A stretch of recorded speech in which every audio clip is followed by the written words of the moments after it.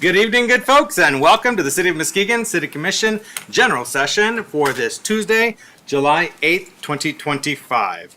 Before we get on with our business, I want to share with folks that we do have various different public comment periods throughout our meeting. We're going to have several public hearings towards the beginning of the meeting. We'll also have time for public comment on any agenda items. And at the end of the meeting, we'll have additional public comment on anything that the public wishes to share with the City Commission. We do accept public comment by phone as well as in person. If you are here in person, I encourage you to complete a public comment form at the back of the room. Fill out your name and home address. Note I will not be sharing your home address publicly nor asking you to announce your home address. That's for our records. However, I will acknowledge if you're a City of Muskegon resident, which neighborhood you may be joining us from. And if you're not a City of Muskegon resident, which other township, village, city you may be joining us from. If you are commenting on an agenda item, please list on the form which agenda item you're speaking on. And you can speak on multiple agenda items during that public comment period as well. And just so folks have it at home at the ready, the call-in number is 231-724-6721. Hold that, don't call right this moment, but just have that at the ready. All right. We're going to start with prayer, followed by the Pledge of Allegiance. We're going to be led in prayer by Pastor Riley, joining us from Crestwood United Methodist Church. If you wish to join us in either the prayer or the Pledge of Allegiance, I ask that you stand if you're so capable of doing so.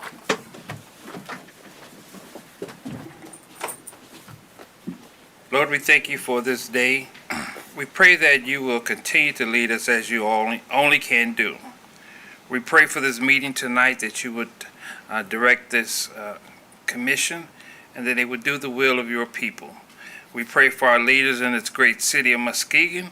We pray for our leaders of this great state of Michigan. We pray for unity and the work that they do for the people of this great state. Amen. I pledge allegiance to the flag of the United States of America and to the republic for which it stands, one nation, under God, indivisible, with liberty and justice for all. Thank you, Pastor. All right, may we have roll call, please?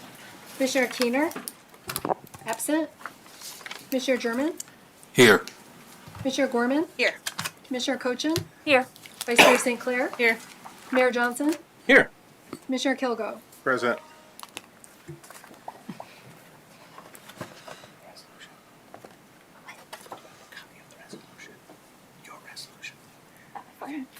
Because it wasn't in the packet, so it needs to be read out. All right, first up we have honors, awards, and presentations, and we have a resolution submitted by Commissioner Cochin for Disability Pride Month. And so we're going to have Commissioner Cochin read the resolution. I'm gonna pull that up right now. Just waiting for it to load.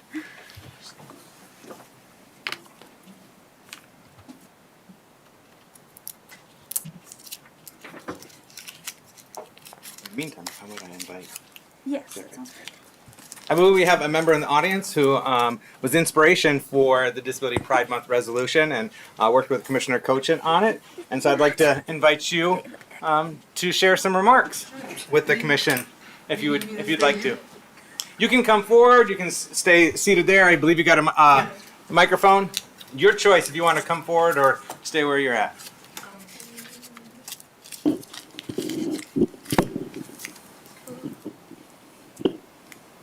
You're good. That's fine. So, hi, my name is Jeffrey Van Dyke, and I was born with cerebral palsy, specifically spastic CP. For those that might not know, cerebral palsy is a neurological condition that can affect people in many different ways. For me, it means I use a wheelchair, my speech sounds a little different, and I've had to undergo more than 30 surgeries throughout my life. And at birth, I was given just a few hours to live. But here I am, like so many others who came before me, and many who will come after. I've defied expectations, and that's why Disability Pride Month matters, because representation isn't about awareness, it's about dignity. It's about being seen, being heard, and being valued as whole people. We're not here to be pitied. We're here to be recognized as artists, workers, thinkers, neighbors, and leaders.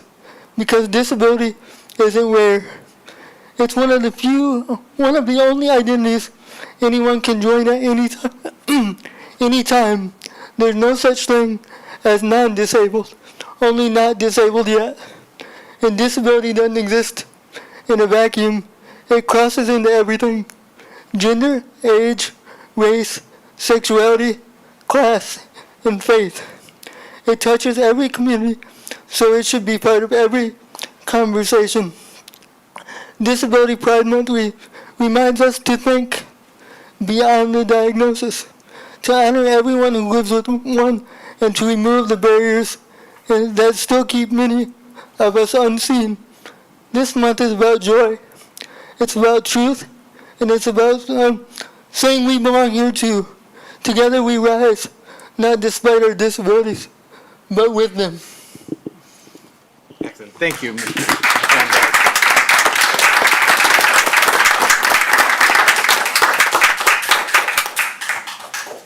We appreciate you joining us this evening.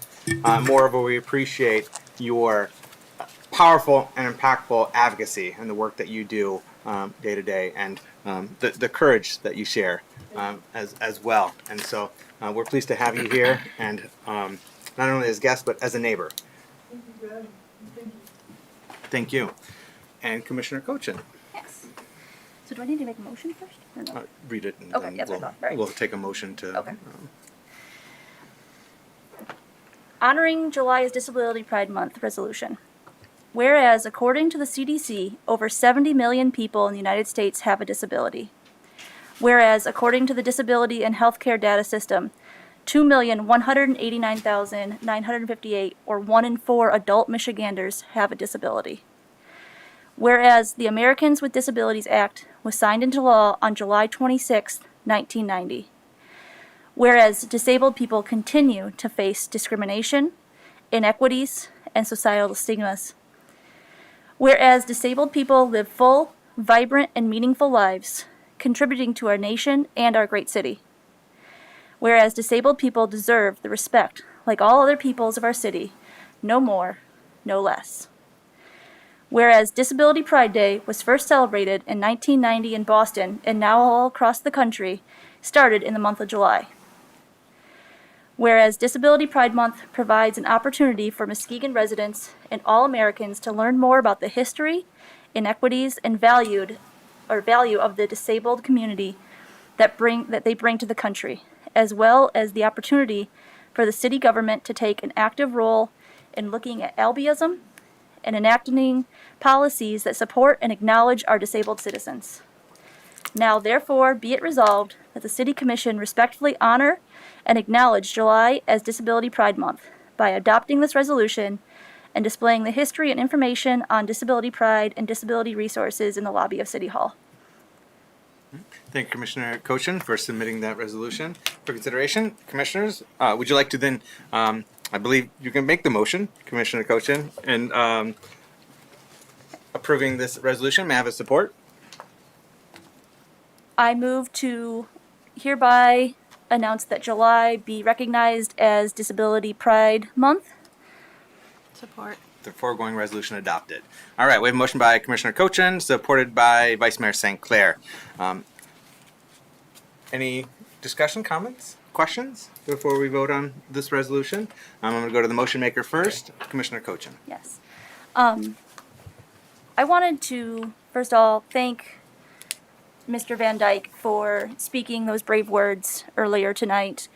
He came to me as a neighbor and a friend and also as a disability advocate and said that Disability Pride Month should be recognized. And I took a look at it after being exhausted after doing the Pride flag flower event and was like, yes, it absolutely does, and we need to figure out how to do that. So it's something that is important because there's so many people that are affected by disability. It doesn't have to be a tragic injury or a traumatic event. It can be simple as being lucky enough to live into old age. Disability will affect us all if we live long enough. and it's not always visible. There's a lot of people who are suffering with disabilities on a daily basis that you can't see. And so I think it's really important that we show the city at a time when the federal government is not necessarily showing the citizens that we see the disabled peoples as people, and that we celebrate them for who they are and all of the wonderful things that they bring to our community. Thank you, Commissioner Cochin. Commissioner German? Yeah, thank you, Mayor. All right, and thank you, Commissioner Cochin, for bringing this. You kind of said some things when I talk about disability. You know, I want to thank young man that brought this to your attention. You know, the courage that you did and had to do this. But yeah, it's just a touchy thing when we talk about disabilities because sometimes people don't understand or are not affected or impacted by it. But as stated, it can happen to any of us. So to be mindful and I would think empathetic about these situations, we really need to look at how we can support, you know, anyone that has disabilities. But my question would be for the month of July, and knowing that Pride Month is June, does that kind of contradict each other with what we're trying to do for this Pride Month, or how does It's that work? disability pride. Disability Pride. So Pride this is something Yeah. totally different. Okay, so it wouldn't, you know, interact with each other. Okay, all right, okay. So I would just, you know, because you know we just celebrated June Pride Month, so okay. So I was kind of thought it should go together. Yep, but okay. Thank you Thank you, Commissioner for German. that clarification. Any other comments to share? Or what? May I? Yes, please. Mr. Van Dyke, on behalf of my wife and I, who are parents of a disabled child, I want to thank you very much. Like you, she has cerebral palsy. It is very severe.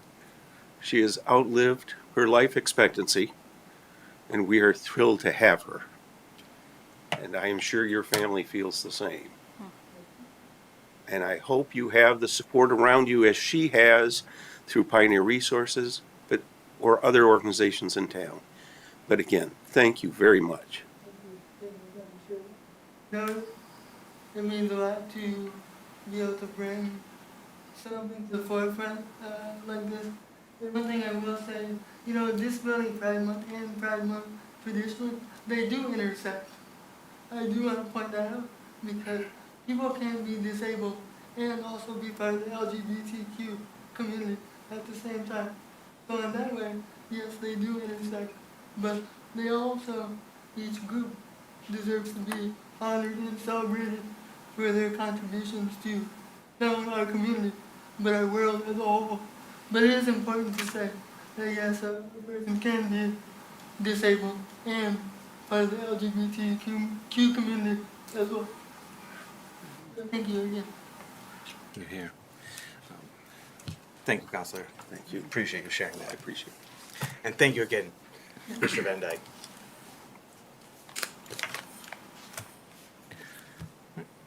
Unless there's anything else to ask or add, roll call, please. Commissioner German, Yes. Commissioner Gorman, Yes. Commissioner Cochin, Yes. Vice Mayor St. Clair, Yes. Mayor Johnson, Yes. Commissioner Kilgo. Yes. Motion passes. Thank you. Thank you.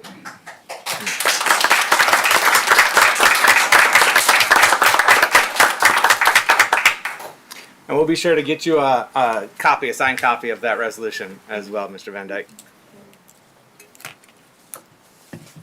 All right, we have a number of public hearings. The first one is a request to create a new neighborhood enterprise zone district at 535 Yuba Street. Oh, all right. Welcome. Please introduce yourself and kindly report on this item.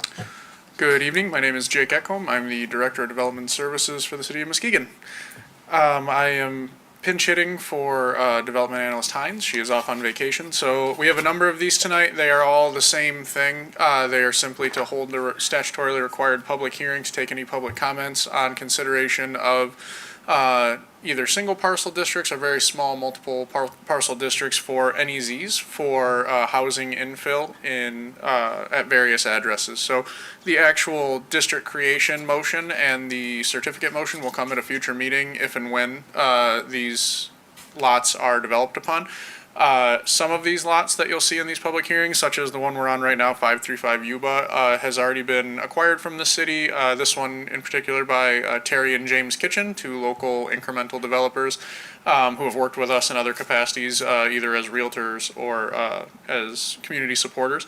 And they plan to build a home here, so they will be moving forward with requesting a certificate. Then others are simply prospective that we know they are in areas where there is not an existing NEZ district, and so we'd like to proactively put those districts in place so that when folks do decide to infill on these lots, or the city ourselves, then folks who buy those can apply for those certificates. So happy to answer any questions on this one or any subsequent hearings. But they have to be done separately because they're all single or relatively small districts. Okay. The distinct, unique districts. Okay. Commissioners, this is a public hearing, so first we're going to have an opportunity for commissioners to ask questions of staff. Subsequently, we'll hear any comments or questions from the public. And then once we close the public hearing, there'll be additional opportunity for commissioners to ask any questions that may have come up since the first time around, or maybe something that prompted you to ask that question based upon hearing something from the audience. And then you can share your thoughts on the underlying motion, and we'll get to voting. So, first up, any questions for staff right now? Commissioner Kilco. Thank you. And I don't know if I should wait because I guess specifically my question is one of the other ones. But Director Alcombe, aside from this Yuba Street one, the rest of these NEZ requests are kind of in a pocket just south of Laketon, there in Ward 3 of our city. Is there like a specific reason why we can't make that whole neighborhood down there, east of Getty and south of Laketon, an NEZ zone? Is that because we'd have to take off a chunk of our existing NEZ zone? Potentially, yeah, that's a great question. Thank you. So the statute sets a limit at 15% of the total taxable acreage within a city to be in an NEZ district. And so we are sitting at 13.17% as of today, based on our work with County GIS to kind of calculate that total. And moving forward, the reason we did these some proactively in the East Muskegon area, as you mentioned, is because they are not currently in the two geographic districts that we have for new construction or rehab, and we wanted to create those opportunities for that neighborhood as well. But if we were to try to put all of the neighborhood into a district, it would either take us over, to your point, where we would have to remove some acreage from another part of the city, or another provision is we recently amended the two districts that are larger for rehab and new construction, and then it added one for steel. Once you amend an existing district, there is a waiting period in the statute before you can amend it again. And so we would like to, and then also districts have to be contiguous. So as an example, we could not add these single parcels that are not attached to those existing maps into those existing districts. We can't add them to that district. It's very commonplace to see communities do single parcel districts, which was really, the statute was written that way on purpose, because in many cases you'll have folks find derelict properties in neighborhoods that need investment, and they want to build and owner occupy or build and create investment opportunities, or rehab and create investment opportunities, and they may be on one lot. And so a large district's not always required. In this case, we can't really do a large district there because of our nearing that space limitation. Thank you. Two more questions. The first, if we do end up adding all of these 7, well, it's actually more than 7 because some have multiple, like the Getty Street one. But if we added all of these, would that bring us up to the max 15%? It will not. No, Okay. it will be in the high 13% range. Yeah. Okay. And then my last question is,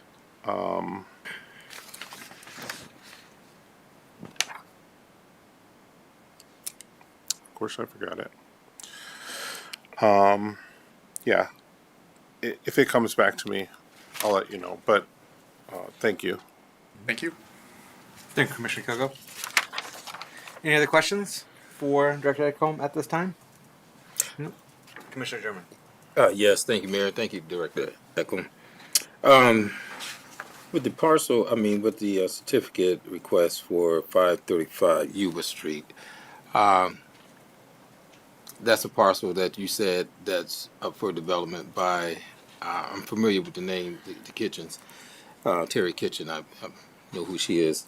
But my concerns now, and I just recently went out to some residents and some of my constituents with concerns with these infill housing projects where developers are coming in, and I submitted some information to city manager a while back here. The concern about developers going over the property lines, and I'm quite sure everything has to be surveyed before things are developed, but there were some concerns about that. So, how can we look at better overseeing that this doesn't happen? Because I'm getting multiple calls from citizens now that have that concern dealing with the property lines. Commissioner German? Unless you have a But succinct answer, I'm talking about I'm just wondering if we can reserve that for any other business. Oh, okay, yeah, to and I have was a going to ask that. conversation. Okay, that's not a problem. Okay. That's not a problem. Okay. Just, So just keep it's it so I in don't mind. We'll bring forget. it up Yeah, under any yeah, other I didn't business want to forget what and was dig on the into top of that. my head, yeah. Any other questions with regard to the establishment of a new neighborhood enterprise zone district at 535 Yuba Street? Commissioner Kilgo, follow. Thank you. Yeah, I remembered. So are all of these parcels sold? No. So, some are already sold, and then some are prospective where staff sees the opportunity there, where these would be good opportunities for housing infill in a neighborhood that really hasn't seen a lot of investment. And so we want to make sure that we provide the districts there before we hit that 15%, so that we don't eventually see folks seeing the value in East Muskegon and wanting to infill housing there, and then they don't have the ability to do so to the same level of benefit that some of the other neighborhoods have. Awesome. And I ask because I'm sure your team, when the city sells our parcels to potential developers who are building infill stock that is needed because we have a housing shortage, that they're made aware that this lot is eligible for NEZ because there's a time limit, and if it's not applied for by that developer or the buyer or the builder, then they can miss that window and not be able to take advantage. Is that correct? Yeah, it can't be occupied. And so there's a pretty good grace period in this statute relative to some others. Like as an example, PA 255, the commercial rehab statute, says like you can't pull permits. If you pull permits, then you're now ineligible. This one doesn't have that. There's a look back period. But yeah, certainly one of the things we want to track internally is if a parcel that we sell or people are generating interest in, is it in an existing NEZ district? And that was actually credit to the staff in development services. They proactively were like, we should add these because there's been really no opportunity in this neighborhood thus far, and it's not in these districts that we just amended. So there's only a few lots. We should make sure that people have this opportunity. And I think one thing that's an important kind of juxtaposition is in the past on like larger format developments such as Terrace Point Landing or Viridian Shores, we have granted these. And I think what we're trying to do is make sure we're encouraging investment in core neighborhoods where everyday citizens live, both for new construction and rehab. Now, rehab is a harder thing to generate benefit from under this ordinance, and that's sort of the reason for that is because the way taxes are assessed and the way this statute reads don't necessarily interact with each other very well. So we could have folks that see that this is a rehab district and they, or that the existing ones in Marquette and Jackson Hill and Angel, and they say, well, I want to do my roof and my windows and my siding because they badly need it. in most cases, the assessor is going to look at that as replacement, and you're not going to see a change to your property taxes. And so that rehab NEZ certificate won't really benefit you. That being said, if someone decides, oh, I want to have a multi-generational household and I want my mother to move in with me and I'm going to put an addition on my house or an ADU in my backyard, then that rehab certificate is valuable. And so by putting this on here, we allow more housing choice for both new construction and rehab. In this case, it's vacant lots, but we would entertain, say, the neighbor next door on this parcel where a house exists, sees that we do this, and they're like, oh, well, I want to put an addition on, can I do a rehab parcel? We would bring that recommendation before the commission as well. Awesome. Thank you so much. Thank you, Commissioner Kilgo. And I'll just share this incumbent upon us because I was having similar conversations with Director Echolm earlier today about this topic and making these opportunities available to existing residents. It's just incumbent upon us to share that message, with our community that if you are looking at doing a rehab, you're looking to expand on your house or build an ADU, go talk to our team down at City Hall, our development services team, because they're there to help you. To help you navigate the process and understand what resources and tools may be available to get that done. So let's spread the word, particularly take advantage of our zoning reforms that create new opportunities. So any other questions for Director Echolm at this time before I go to public hearing? Yes. Just one more. Commissioner Jones. Yeah, thank you, Mayor. Director Echolm, okay, for existing residents who want to add additions to their homes, I mean, is there a certain price point that they have to invest in or to do that? No, sir. It just has to be a taxable improvement. So Okay. say, again, it can be a single bedroom, it could be a whole new wing of a house, it could be an accessory dwelling unit. It just has to be a taxable improvement. And just with the way that Michigan tax code works, typically any repairs or replacements to your home, even if it's a significant improvement, they're not taxed until the home sells and uncaps. So that value isn't reflected in the tax bill, so the NEZ doesn't really benefit you. But if you put that addition on and create that new taxable value, then it can. Yeah. Yeah, because we've had that conversation before with Ms. Hines, so And we have yeah, had that's one. great to know. Yeah. And we have had one successful rehab since Analyst Hines and the other development analyst position have kind of been spreading the word about it. Great. Thank you. Thank you, Commissioner German. Any other questions before we go to public hearing? Yep. All right, this is a public hearing. We'll welcome comments up to 3 minutes with regard to the request to create a new neighborhood enterprise zone district at 535 Yuba Street. Is there anyone in the audience that wishes to give comment on this particular NEZ district being established? Seeing no takers in the audience, we're going to go to the phones. That call-in number is 231-724-6721, and this is for call-in comments specifically with regard to the public hearing of creating a new neighborhood enterprise zone district at 535 Yuba Street. I'm going to be saying neighborhood enterprise zone district a lot tonight. We have several hearings.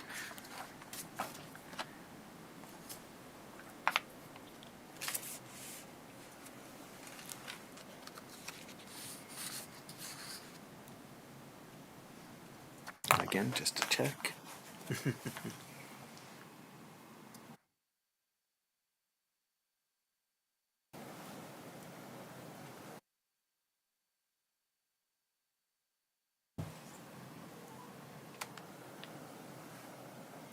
That's just me. All right. Testing it. All right. Making sure our phone lines are open and welcoming your calls. All right. Sounds like we have no takers for phone and comments with regard to this public hearing. Commissioners, I would entertain a motion to close the public hearing and to establish an NEZ district at. No, sir. You want to do it Just to separately? close. Oh, just to Just to close. close, yeah. Okay. So just to close the public hearing for the NEZ district at 535 Yuba Street. I moved it. When are we creating the district? Oh, there has to be a 30-day. Okay, waiting period. All right. Hopefully, government could be more efficient and get it done in line. But nonetheless, we have 30-day waiting period at least. So, Commissioner Kilgo. I moved to close the public hearing for the NEZ district at 535 Yuba Street. Support. All right, we've got a motion by Commissioner Kilgo, supported by Commissioner Cochin, to close the public hearing for the NEZ district at 535 Yuba Street. So we're not taking action tonight to create the district. That will be happening subsequently, and we may have a request for issuing a certificate at the same time. Sometimes those two happen simultaneously for efficiency's sake. All right, and are there any final questions or comments with regard to, before we go to vote on closing this public hearing? Nope. All right, roll call, please. Commissioner Gorman, Yes. Commissioner Cochin, Yes. Vice Mayor St. Clair, Yes. Mayor Johnson, Yes. Commissioner Kilgo, Yes. Commissioner German. Yes. Motion passes. Thank you. Next public hearing is a request to create a new neighborhood enterprise zone district at 2127 Austin Street. And we have Director Ekholm coming back. Good evening. Same good song, same good channel, just a different address. So it's the exact same process. And as was mentioned, I should have mentioned, there is a 30-day period in which other taxing jurisdictions are notified. And then after that, people are free to request district formation and certificate. That can be done in the same meeting. But as of now, we're just holding the statutorily required public hearings. Excellent, thank you. Commissioners, any questions with regard to this particular item? Commissioner Kilgo. Yes. So, for instance, the 2127 Austin Street, will these be the first NEZs that are individual parcels compared to our rest of our NEZ maps? No, we've done single parcel districts in the past. Yeah. And again, I would mention it's commonplace, and I think is at least partially the intention of the act, is to allow it. Yeah. Awesome. Thank you. Commissioner Cochin. Yes.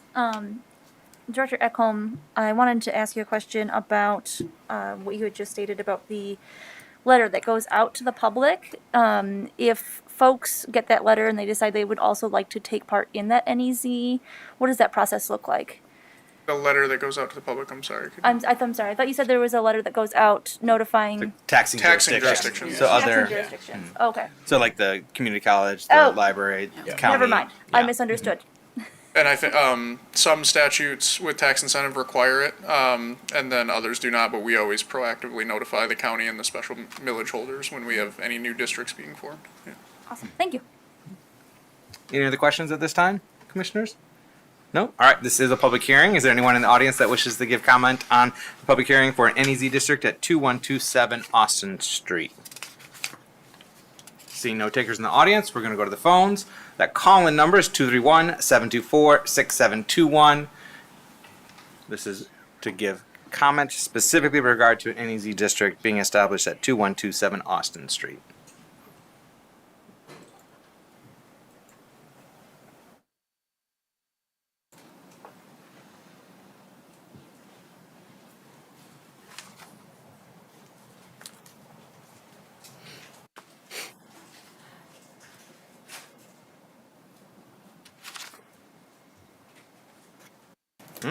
Does not sound like we have any callers. All right, commissioners, I entertain a motion to close the public hearing for the NEZ district at 2127 Austin Street. So moved. Support. We have a motion by Vice Mayor St. Clair, supported by Commissioner Kilgo. Any additional comments or questions before we go to roll call on this? Seeing none, roll call, please.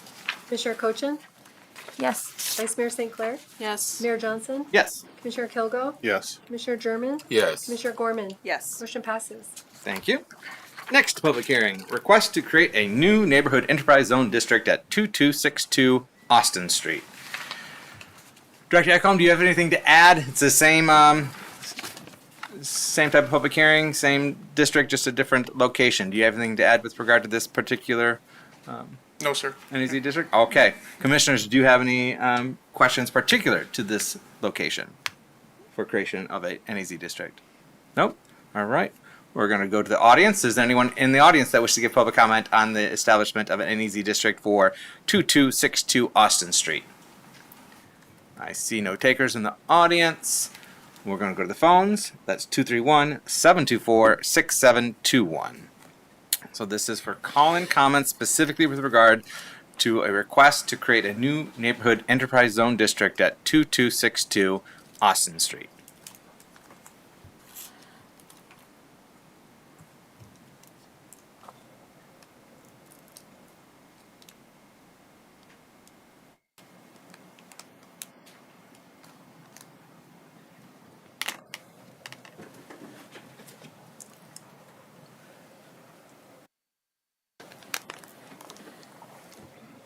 Any callers? No, Mayor. All right. Commissioners, I entertain a motion to move to close the public hearing for the NEZ district at 2262 Austin Street. Support. So moved. All right, we have a motion by Commissioner German, supported by Commissioner Kilgo to close the public hearing. Unless there are any additional questions or comments, roll call, please. Vice Mayor St. Clair, Yes. Mayor Johnson, Yes. Commissioner Kilgo, Yes. Commissioner German, Yes. Commissioner Gorman, Yes. Commissioner Cochin. Yes. Motion passes. Thank you. Next public hearing, a request to create a new neighborhood enterprise zone district at 1920, 1930, 1940, 1950, and 1960 South Getty Street. Anything unique to add on this particular site, Director Ekholm? Only that several of these lots do have construction plans and site plans approved, and so I believe they're starting with a single house this coming summer, and that's a local partnership here that has bought these lots from us. Okay. Commissioners, anything to ask of Director Ekholm at this time? Commissioner German. Oh, yes, thank you. Director Eckham, what vicinity is these parcels? What kind of like the crossroad, maybe? Just south of Laketon. Oh, sorry. Yeah, they're just Oh, just yeah. south. Yep. Okay. Okay, not too far. Okay.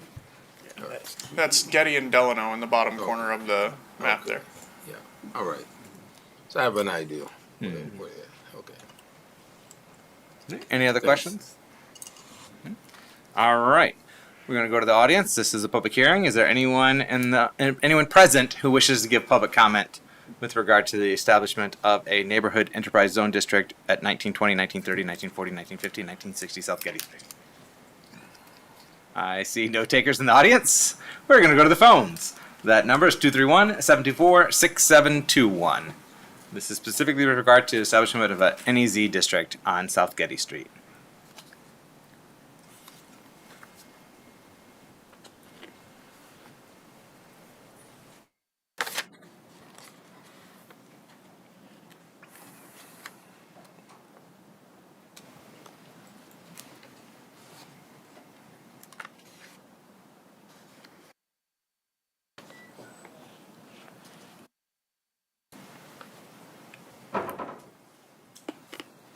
No callers, Madam Clerk? No, Mayor. All right, Commissioners, I would entertain a motion to close the public hearing for 1920, 1930, 1940, 1950, and 1960 South Getty Street. So moved. Support. We have a motion by Commissioner Cochin, supported by Commissioner Kilgo. Unless there are any additional questions or comments, roll call, please.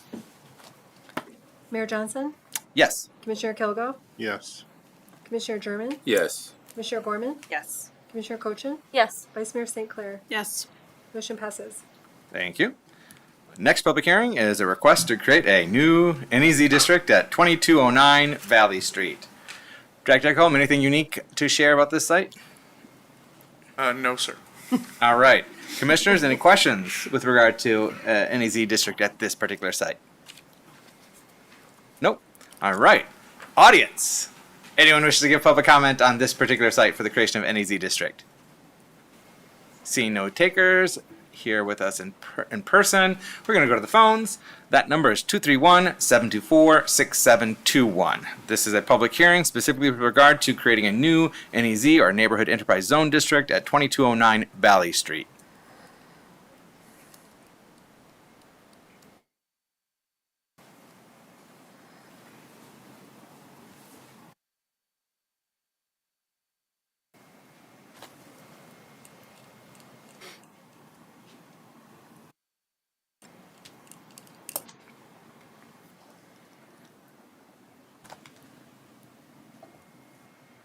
All right, no callers.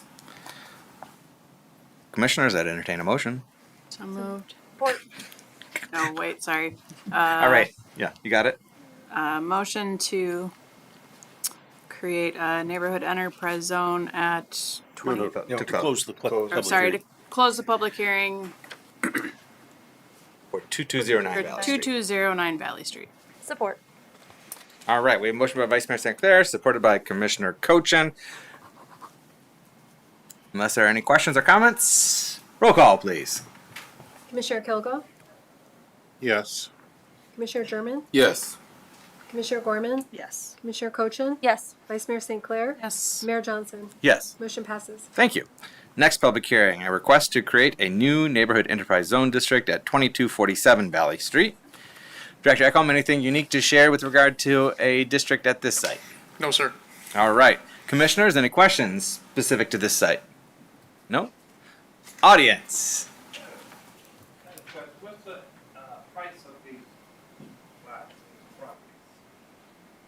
So this is we can't answer that question right this moment, but we can address that. But since you're asking the question, would you mind getting up to the mic and introduce yourself? Because this is a public hearing, and so we need to have records of anyone giving comment or asking questions. We can't answer your question right in the moment, but we can receive your question. So if you kindly, we have Pastor Dwayne Riley of the Sheldon Park neighborhood. Yes. All right.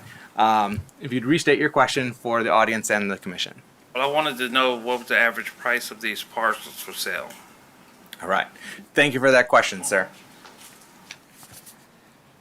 Is there anyone in the audience that wishes to give additional comment on this particular NEZ district?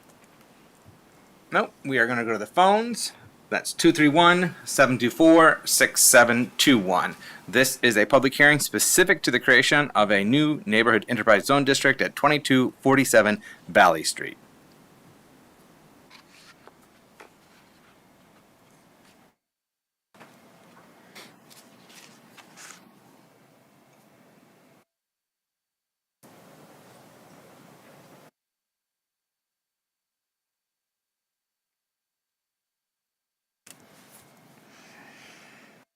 Does not sound like we have any callers. Commissioners, I entertain a motion to close the public hearing for 2247 Valley Street. Support. So moved. We have a motion by Commissioner German, supported by Vice Mayor St. Clair. Any questions or comments before we go to vote? Nope. All right, roll call, please. Commissioner Oh. Drew, I'm sorry. We had a question from the audience, and I would like Director Echolm to address that question, if you'd be so kind. Sure, was the question just to The make sure? question was speaking to Price of the lots? price of the lots being sold. If you can give some insights into that. Certainly.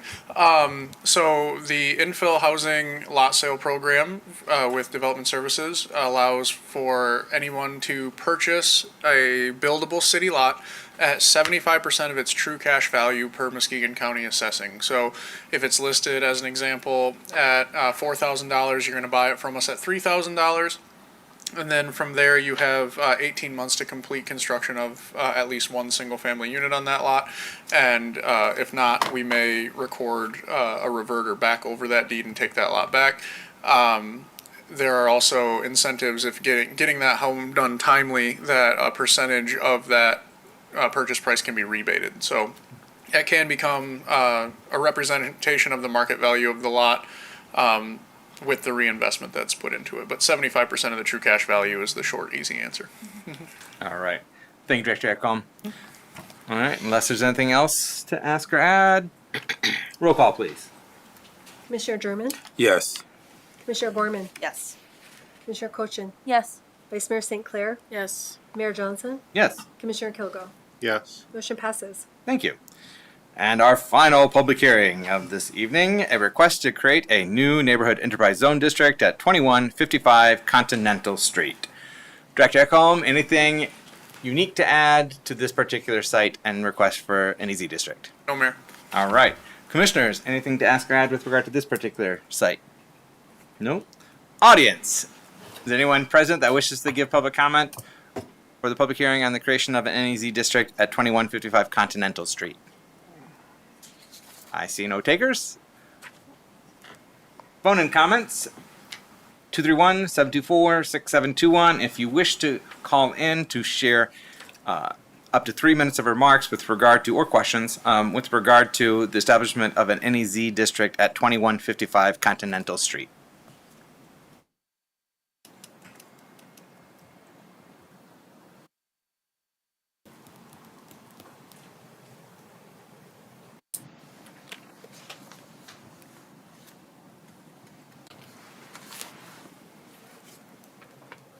It does not sound like we have any callers.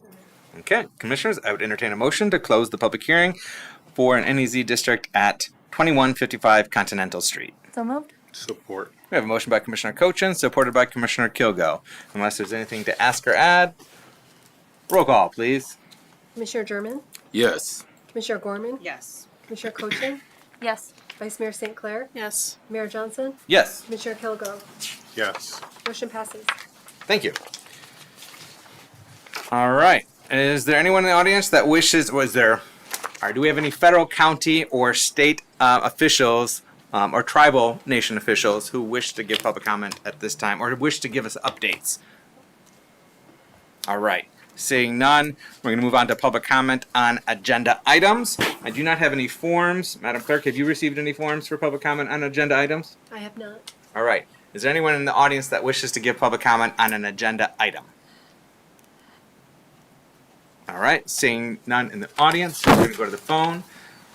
That's 231-724-6721. This is an opportunity for folks watching to call in and give up to 3 minutes of remarks with regard to an agenda item or items. And when you call in, please turn down any audio in the background, state your name, if you're a city resident, which town, which neighborhood you're calling from, and if you're not a city resident, which other township, village, or city you're calling from, and announce which item you're speaking on.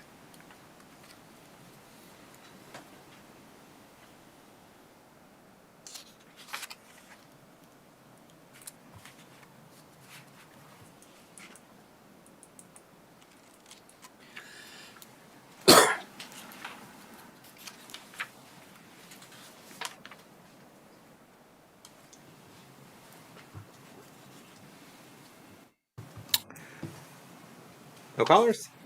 All right. We're going to move on from public comment on agenda items and get into our consent agenda. Commissioners, you've had an opportunity to review the consent agenda.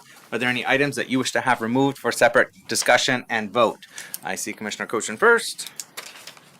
Item C, J, N as in Nancy, and O.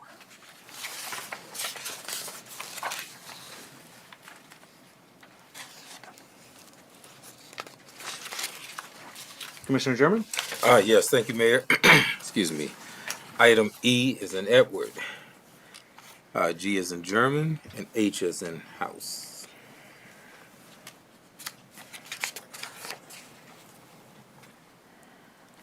All right. Any other items, Commissioners? Saying none, I would welcome a motion to adopt the consent agenda as presented, minus items C, E, G, H, J, N, and O. So moved. Support. We have a motion by Commissioner Kogo, supported by Commissioner German. Unless there's any discussion, roll call, please. Commissioner Gorman, Yes. Commissioner Cochin, Yes. Vice Mayor St. Clair, Yes. Mayor Johnson, Yes, Commissioner Kilgo, Yes. Commissioner German. Yes. Motion passes. thank you. First item pulled from consent is City Support Emergency Operations Plan. Commissioner Cochin. I move to adopt the updated City Support Emergency Operations Plan. Support. All right, we have a motion by Commissioner Cochin, supported by Commissioner Kilgo. Good evening. Kindly introduce yourself and please report on this item. Good evening. Director Tim Kozel, Public Safety.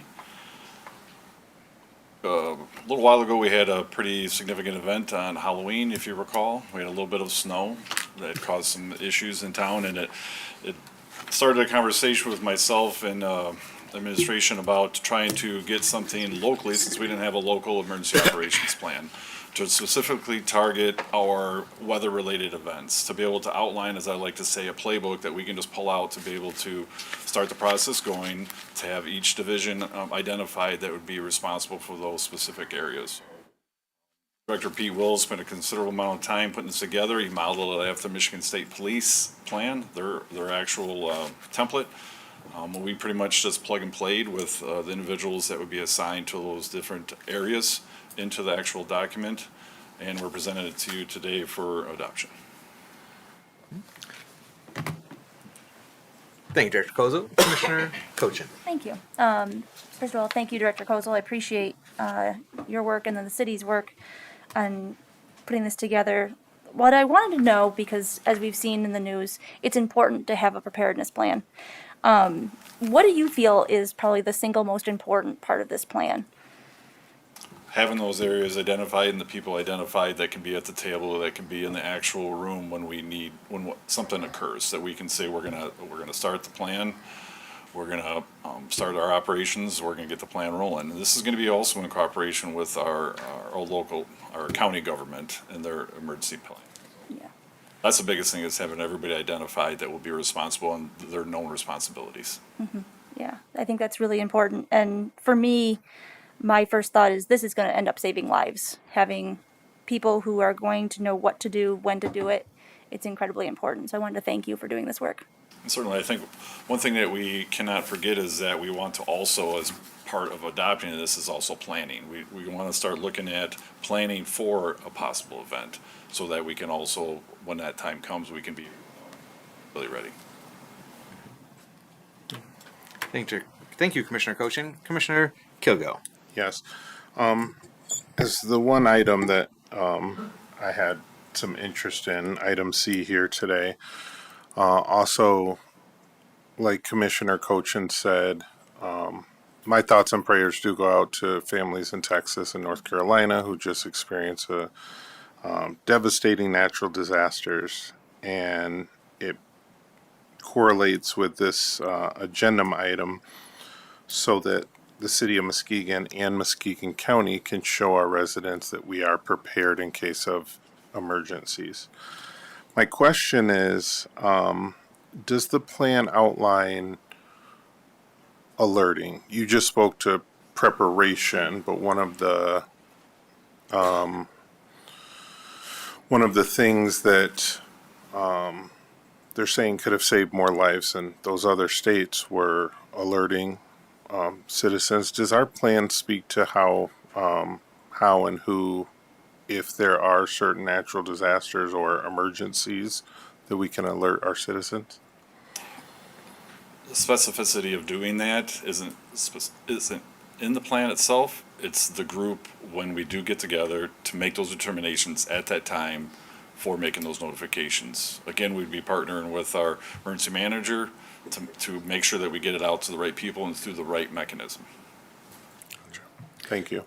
Thank you, Commissioner Kilgo. And we can hear from the Director of Emergency Management from Muskegon County, and she may wish to share some insights. Speaking to that question, though, in a broad sense, the plan speaks to public information and who's to dispense that, and our city managers, that first line of dispensing public information as a municipality, and then it goes to Director Kozel, and then if either one of them is not available to do so, I'm tapped to, and the position of mayor is tapped to share public information about those emergency situations. Would you like to share any insights or speak to this topic, as the head of emergency management for Muskegon County? Sure, Renee Gavin, Emergency Manager from Muskegon County. Alerting comes in a variety of different forms. National Weather Service generally sends out weather alerts for tornado, for flooding, things like that. They go out over your phones. Has anybody ever had your phone scream at you in the middle of the night? So that's kind of what those alerts are. And if we're talking about Texas alerts, sometimes people aren't paying attention to that. They don't have the alerts turned on their phones. One of the things that I really preach as the emergency manager is personal preparedness and paying attention. Like if you know there's a weather event coming, you need to kind of pay attention in case maybe an alert fails for some reason. If you live in an area that doesn't have great cell service, then sometimes you may not get that alert. And the Weather Service does send out those alerts. Also, the county sends out alerts if we have a hazmat incident. And I work regularly with all of our public safety agencies, and we meet regularly and we talk about a lot of these different things to make sure that we have coverage. Awesome. Thank you so much. Thank you, Director Gavin. And I should clarify, too, that when I was speaking of broadly and public communications, that's when responding to emergency situations. We're not tasked with alerting people to those emergency, impending emergency situations. So I just wanted to clarify that. Did you have anything to ask of Director Gavin, Commissioner Kilgo? No. Nope. Anyone else have anything to ask of Director Gavin? No. Commissioner German, if you'd kindly Yeah. entertain questions. Thank you, Mayor, and thank you for being here. You're welcome.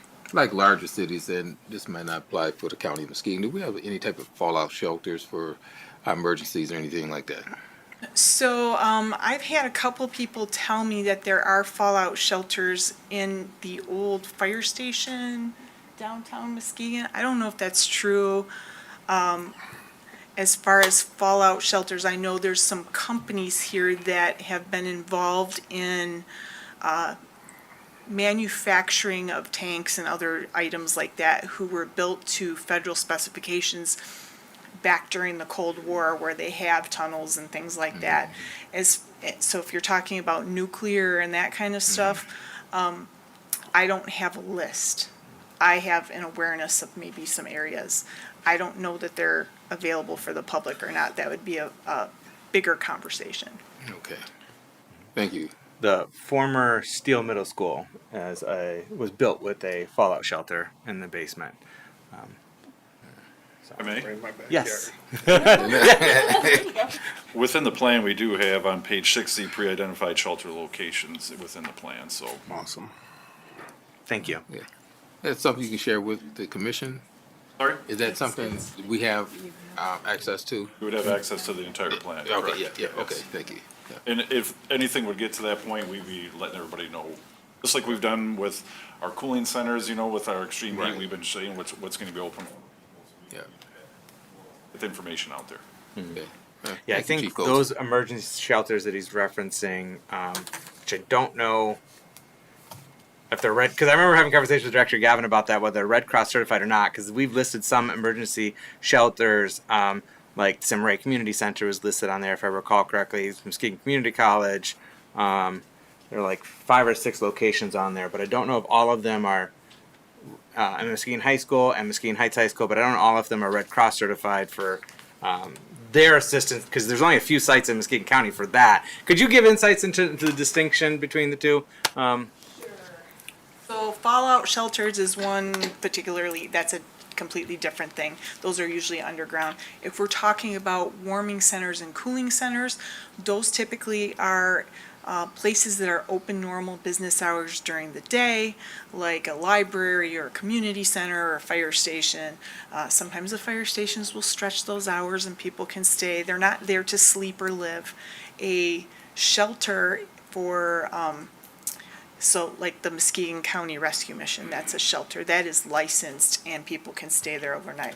A disaster shelter or some other kind of shelter that is stood up because of an emergency or something like that, where people can stay temporarily until they can get back into their homes or they can relocate. Those are kind of the differences. So we just got the pre-identified shelter locations on the screen. So commissioners, you can see that on your screen and up there. So these sites are identified, but not all of them are necessarily Red Cross certified. So how would we navigate that? Like, if we have an emergency situation, this is a place where people can go convene, so they can get that touch point to get resources or assistance and the like. But I believe that these may be Red Cross inspected certified shelters. Do you know this? I have a list. I don't Okay. have the list in my head okay, though. because I remember you mentioning that, and there was like only 3 at the time, but this was several months ago. So So maybe American- evolved, but I remember us having that conversation, and there were just a Yeah. handful. And one of them was a church that I don't see on here. Yeah, I think that was a church on Broadway in Muskegon Heights or in Sherman. Yeah. So the American Red Cross is the federally recognized sheltering agency, and they do reviews of shelters to make sure that they fit the qualifications. Okay. Excellent. All right. Thank you. We appreciate that. Any follow-up questions for Director Gavin? No? All right. Thank you. Any questions for Director Kozel? No? All right. Any comments before we go to vote? No? All right. Thank you. Roll call, please. Commissioner Cochin, Yes. Vice Mayor St. Clair, Yes. Mayor Johnson, Yes. Commissioner Kilgo, Yes. Commissioner German, Yes. Commissioner Gorman. Yes. Motion passes. Thank you. Next item, sale of 617, 625, 635, 638, and 644 Oak. Commissioner German. Oh, yes, thank you, Mayor. I authorize staff to sell city-owned vacant lots at 617, 625, 635, 638, and 644 Oak to Sujarta Homes and Property LLC, Derek Sujarta. Support. We have a motion by Commissioner German, supported by Commissioner Kilgo. Good evening. Kindly introduce yourself and report out on this item. Hi, I'm Sam Poulos. I am the code coordinator for the city of Muskegon. This is A developer that you have seen and approved agreements for, Derek Jarda, and these duplexes will be part of the Mishta My Neighborhood program that focuses on rents for folks that are at 80% AMI or less. He's actually a two-time Mishta My Neighborhood grant recipient. He is working on changing his area that he can work in from Grand Traverse to Muskegon County. And the developer who usually speaks on Derek's behalf, Kara Novak, is unable to make it tonight.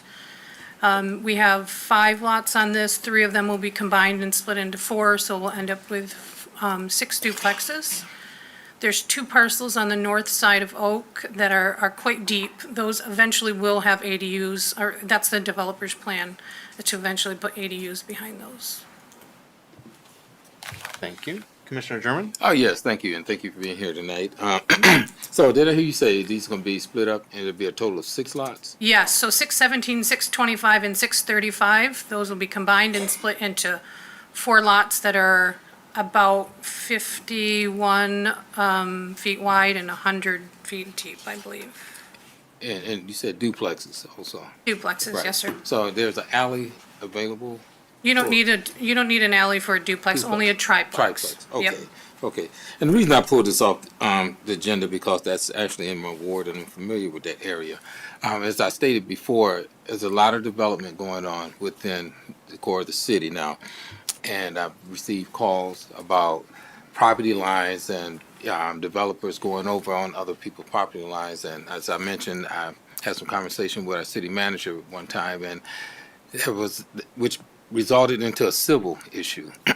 So I just want to make sure that when these developers are building on these properties, we make sure that, well, let me ask you, what is the oversight protocol when?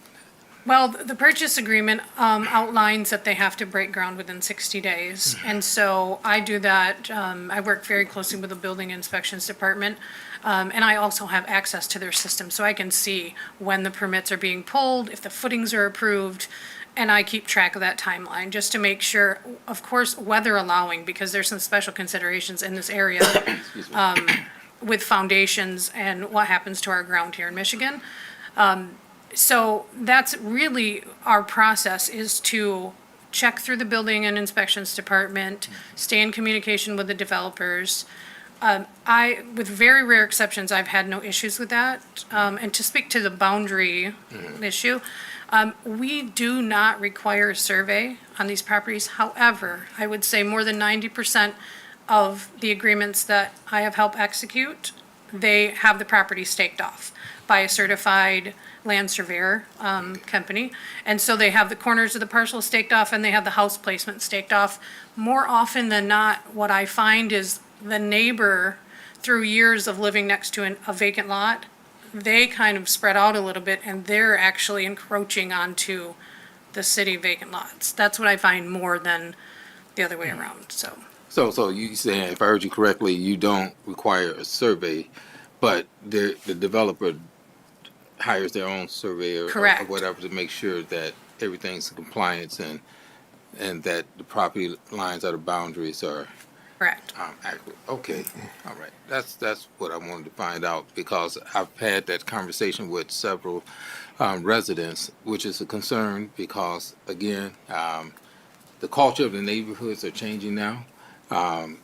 Houses are more condensed, and that's something that a lot of citizens in this area aren't used to because of the years and the historical character of the neighborhoods. So I just want to make sure that everybody's equally and equitably having their property assessed and, surveyed Right. before this type of development takes place and not encroaching on someone else's property. And I can say, to vouch for the representative that's usually here, Kara Novak, she is more than accommodating. We've had many conversations where if we thought there was an encroachment and it still wouldn't derail their project, she's willing to give, a few feet to the neighbor that is over the line. She's very easy to work with, very accommodating, very flexible. And the developer is not available today. A lot of times I do like to see Yes, sir. the developers present, to ask questions and things like that. And also, have you had any feedback or comments, or I should say concerns from the residents in this area? Not for this specific development agreement. Okay. All right. All right, thank you. You're welcome. Thank you, Commissioner Yeah. German. Commissioner Kilgo? Thank you. Ms. Poolhouse, I had a citizen tell me today, he said that Ms. Poolhouse is so busy and she does a great job. So I just want to thank you for doing a great job for the city. But were you aware that MISTA now requires a stake survey on new construction homes? All of them. I am not, but I would say that Derek Jarda is aware, because this would be, if he does this, it will be his third round, so he's well-versed in that requirement, so. Good. Now, there are other builders, there are other developers, I should say, who build homes for sale for residents who may not be aware of this, that stake surveys are required if the purchaser of the property is using state funds like MISTA. Very good to know. If I'm conventional or cash buyer, I don't have to have a stake survey. I think that the city may want to evaluate its position on our survey requirements for us selling these lots that are between House A existing and House B existing, because to Commissioner German's point, I may have lived here for 20 years and I think that you're 3 feet over my lot. A stake survey will help everyone know the boundaries. Fences can go up. That's your yard versus my yard. So whether we, so to the pastor who asked a question about, how much are these lots earlier, basically, I can buy a lot, and if I build on it in a timely manner to specifications, I basically get that money back. So Most in of it, turn, the city of Muskegon is selling its lots for free. If we're selling our lots for free, which we need the development, I of all people know and love seeing all the development that we're doing here in the city. I don't think it would be a huge ask if we mandated the buyer pay for a stake survey or have one done, or with the lots that the city splits, because those are even less defined because of our new zoning laws. Hey, we used to have 50, now you can do 30, with our setbacks and our zoning changes, we may want to think about saying, hey, for our lot sales, because we're getting tighter and tighter, let's have some stake surveys so everybody knows their boundaries. I don't disagree with that. I'm held to the current policy approved by the commission, so that's what I follow until it changes. So in our current policy, it doesn't require that. I encourage it though, but I can't mandate it. For sure. No, and I mean, I'm not paying it myself personally, but if I go to buy a lot from the city of Muskegon or per se somebody, and I'm going to build on it, I want to make sure where I build or where I think I'm building is where I'm supposed to be building. So it really, in the long run, is not going to hurt anyone. It's going to cost a few $100 for them to do a survey, but we may want to think about, have that conversation, think about having them get a stake survey done. And just for information's sake, there's a smaller, I refer to them as mini surveys. It stakes off the corners of the parcel and the house placement. That's in the $300 to $400 range. A full certified survey can be $1,200 or more. But in these instances, that stake off the corner placement and the house placement, that gives us what we need in these situations, I believe. It sounds like there's an opportunity for further discussion on this matter, perhaps internally with staff, and then maybe bring something forward to a future meeting, whether a work session or legislative policy committee meeting. All right. Thank you, Commissioner Kilgo. Yes. Commissioner Cochin. Yes. Just to start off, thank you for everything that you're doing. You're welcome.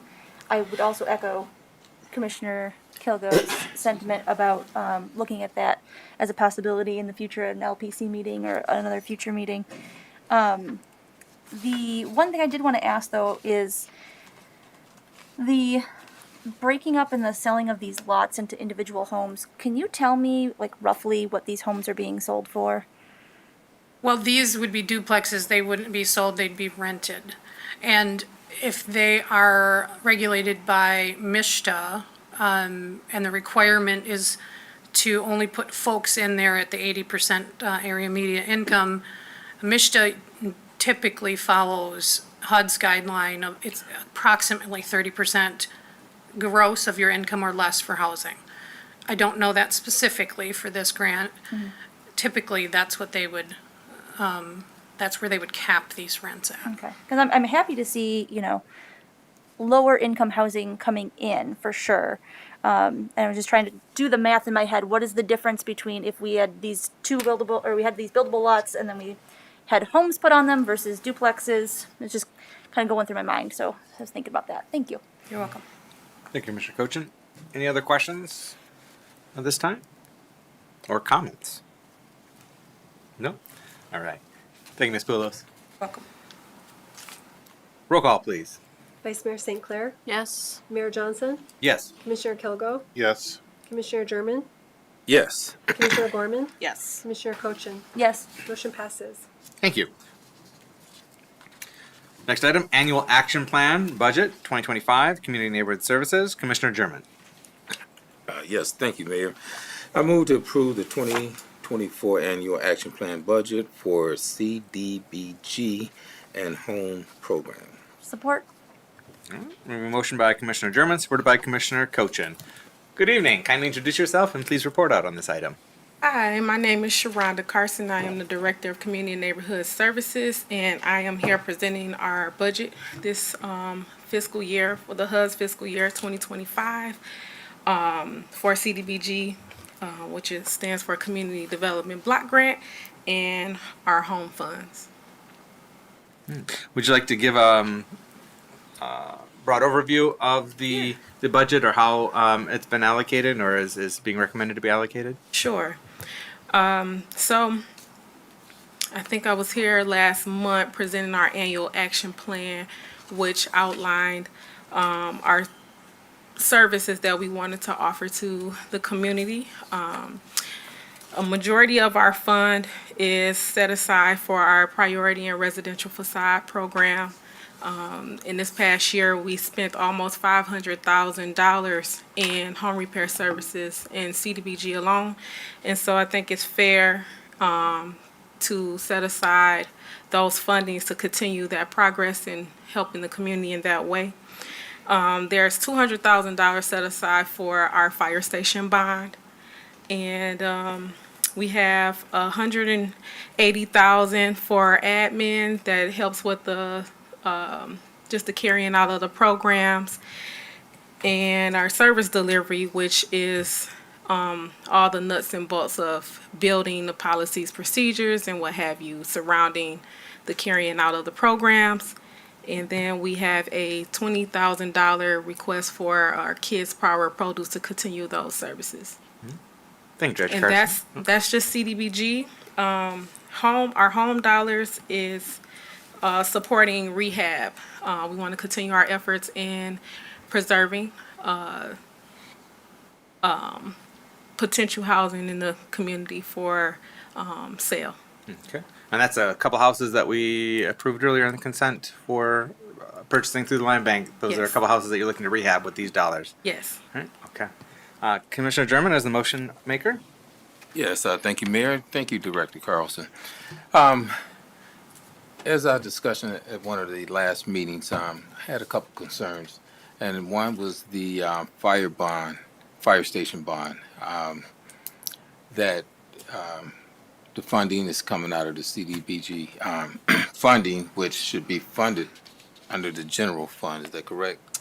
That was the No, the use of CDBG dollars for fire station bonds is a allowable use of those dollars, and it's something that the city's been using for years and years. We have been reducing the amount of money that the CDBG fund has been using to fund the fire station over time to step that down, as opposed to having it at a higher level. But it is an allowable use of those funds. Right, right. Even though it's allowable use, but initially it should come out of the general fund, But as proposed before. I mean, it is the general. This is the general fund. Well, okay. so, but as far as where it should have come out or where it did come out, those were decisions that previous commissions made years ago, and this is not a new expense within the CNS budget. What we have changed as a commission in recent years is reducing it. Yeah. So not having the full cost for financing our full share, because it is Central Dispatch pays a portion of our fire station bond. So our share of it had previously been fully funded out of community development block grant monies, and in recent years we've dialed that back to lessen the how much comes from that, so that we can free up more CDBG dollars for other purposes. So it's been gradually declining. Okay. All right. Thank you. Also, have there been any consideration for putting more dollars for the youth summer programs? I see $12,000 for the Muskegon Public School Youth Program, Summer Youth Internship. I don't see anything there. Was that a program that we supported before? I don't see a dollar amount there. So, in the past, we offered subrecipient dollars to the community. This year, we didn't have any applications that we could grant funds to, so that's why those sections are reflected as zeros. Okay, and that youth credit recovery, could you explain that item there? Yeah, the Youth Credit Recovery Program was one that we worked out with the Muskegon Public Schools to encourage youth to recover their school credits during the summer, and also do complete jobs so that they can earn a stipend. It was just an incentivized program to encourage that graduation rate to increase. And so same as the others, we did not have any interest this year. Okay, but we are supporting it in the budget, youth credit recovery. That's an item that Not this year. Oh, we're not supporting it. No, okay, you I'm looking at see, 2024. 2024. You see the okay, first, yeah, yep, okay, that's I'm the sorry. 2024. Yeah. This other column is for 2025 fiscal year. Yeah. So that's more like a summer school program. Yeah. And and there's an educator, someone that's been in education quite some time and working with youth and working at a college. It's so it's essential to make sure we support students and have them complete at least the basic requirements of our education of graduating from high school. If they don't, we see the results, that school to prison pipeline. I encourage staff to continue to support that item, but if you said no one's inquired about it, is that just something that we can automatically give the institutions, Muskegon Public Schools, to help them with that, even though they don't? Because we know it's essential, and we see the problem, we see the crime, we see what's happening. I've worked, with students that are at risk coming into juvenile corrections and over the years, but, I'm very, very supportive of helping youth. And so I'm just trying to figure out some ways, and this might not be the appropriate time to, talk about it, but I just want to bring that to staff's attention. Well, I share with you in those sentiments, and I'm also a huge proponent for supporting our youth. And I feel like it's a conversation that we can have going forward. It's a continual conversation that needs to be had. This year, we just didn't have any interest in those programs, so those types of things didn't get funded. Okay. All right. Thank you, Director Carlson. I appreciate that. Thank you, Commissioner German. Commissioner Koshin? Yes. I sit on this as an type position. So I know a lot about this budget, and I just wanted to share some of my sentiments that Commissioner German shared. I know we've talked about it, but the public didn't hear that necessarily. I think that there is so much value in supporting youth services, our parks, our seniors, especially right now. There's a lot of budgets being slashed, and I think that if we have the ability to help hundreds, maybe even thousands of people through these programs, it is worth it. So obviously that's not the time to talk about right now, but I wanted to share that, we discussed that, and that I'm hoping in the future we can see that come again. Thank you, Commissioner Goshen. So to piggyback on that, because it's my understanding there was discussion by the Citizens District Council with regard to the allocations, and there was a consensus understanding of not to reallocate those dollars that had previously been for sub-recipients, sub-grant recipients in our community, to reallocate those to the other part, like priority home repair and residential facade and service delivery. Am I correct in that understanding? Yes. Okay. All right, thank you. Commissioner Kilgo? Yes, thank you. Director Carson, thank you for being here this evening. Can you help me, can you explain service delivery just quickly in layman's term again, just so I understand what that is?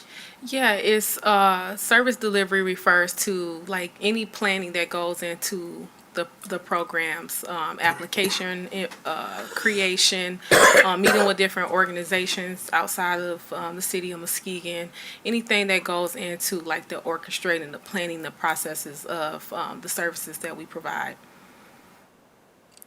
So the services that we provide that are listed here, or Yes. other services also? Yes, these that are listed. So does that include, if you know this answer, does that include staff salary? No. Okay. It's a lot of money for planning. I'll be happy to plan. So I want to say this publicly, that I actually support Commissioner German's sentiment. And my dad was a firefighter. I'm a big firefighter guy. I love our public services. I think that we need to move that money to another category. It doesn't look well here to me, in my eyes. They still need their money. We still got to have our fire stations and pay for them. I would love to see it moved to somewhere else so that CDBG funds are used, where it shows that they're used for community development things, not community safety. That Right. should, just my opinion, should be in a different category. And since they're all general funds, we can budget, because we do a budget every year, we amend our budget every year. We may need to look at the budget to see how we can get more money to different services. But I did have a couple other questions. Do you know, is our Parks and Recs department taking over some of these youth programs? I believe they are in some type of capacity, working with different, like I know there's the YMCA that are at some of our parks, that's going through the Parks Department. So I believe they are doing that in some capacity. Okay. Mr. Manager, would you know the answer to that question? We are expanding our services and some of our partnerships. Exactly what was shifted from one to the other, I don't necessarily know that specifically, but we are expanding our summer program offerings in parks. Okay. Just because on the budget that's in front of us, youth credit recovery not getting $20,000, MPS youth basketball not getting $12,000, parks not getting $20,000, but they have their own budget, I'm assuming, so that's why they're not on here. So that's, quite a bit of money that looks like it was going to youth of Muskegon, and this year, nothing, except for Kids Power Produce, they're getting the same amount. My next question is, could you tell me why we're no longer funding True North and Age Well services? Those are all sub-recipient programs. We did not receive any sub-recipient applications. So, and another thing is, we were anticipating decrease in our funding. So to be on the safe side was kind of a good thing that we didn't have any applications, because we were anticipating that cut. We ended up with a little bit more of an increase this time around. And like I stated before, this past year we've almost spent $500,000 in home repairs. And so as the staff worked through this and working with the Citizen District Council, we just thought it was wise to just continue those home repair services with not knowing where the funding would land. Question about the home repair services, and then I can address my other questions offline. When a resident applies for priority home repair or home repair services, do they use their own contractors, or does the city send out contractors to do the work for them? The city does a bidding process. Okay, we do. That was my Yes. next question. I just want to make sure that, like, we're not paying top dollar for contractor who maybe we could save a little bit of money here and there. No, so actually when the bids are received, we look through them and determine the lowest, most reasonable bid. Okay. Awesome. Thank you very much. No problem. Thank you, Commissioner Kogo. Vice Mayor St. Clair. Thank you.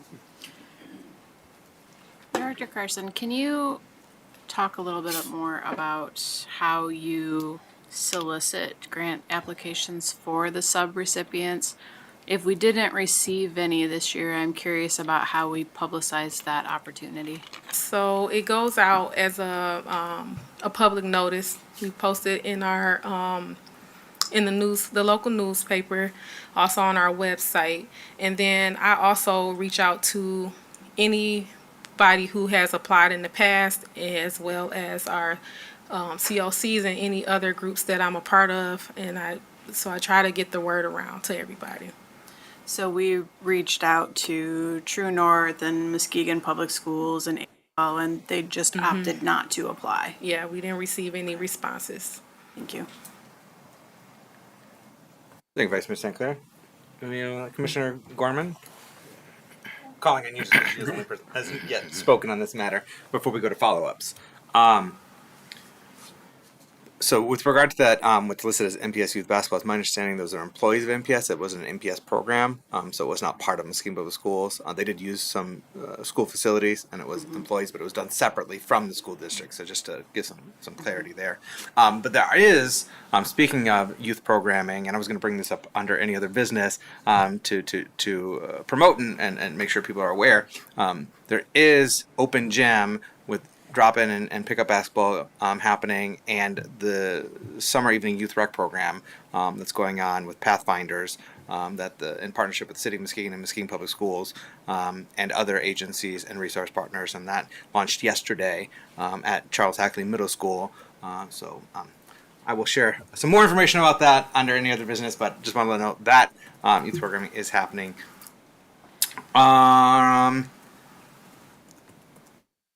Ageable Services, the $25,000 that had gone to Ageable Services, did any of that go to Senior Power Produce, or was that separate? It went towards Meals on Wheels. Okay, which I know, yeah, they're probably going to want those monies now.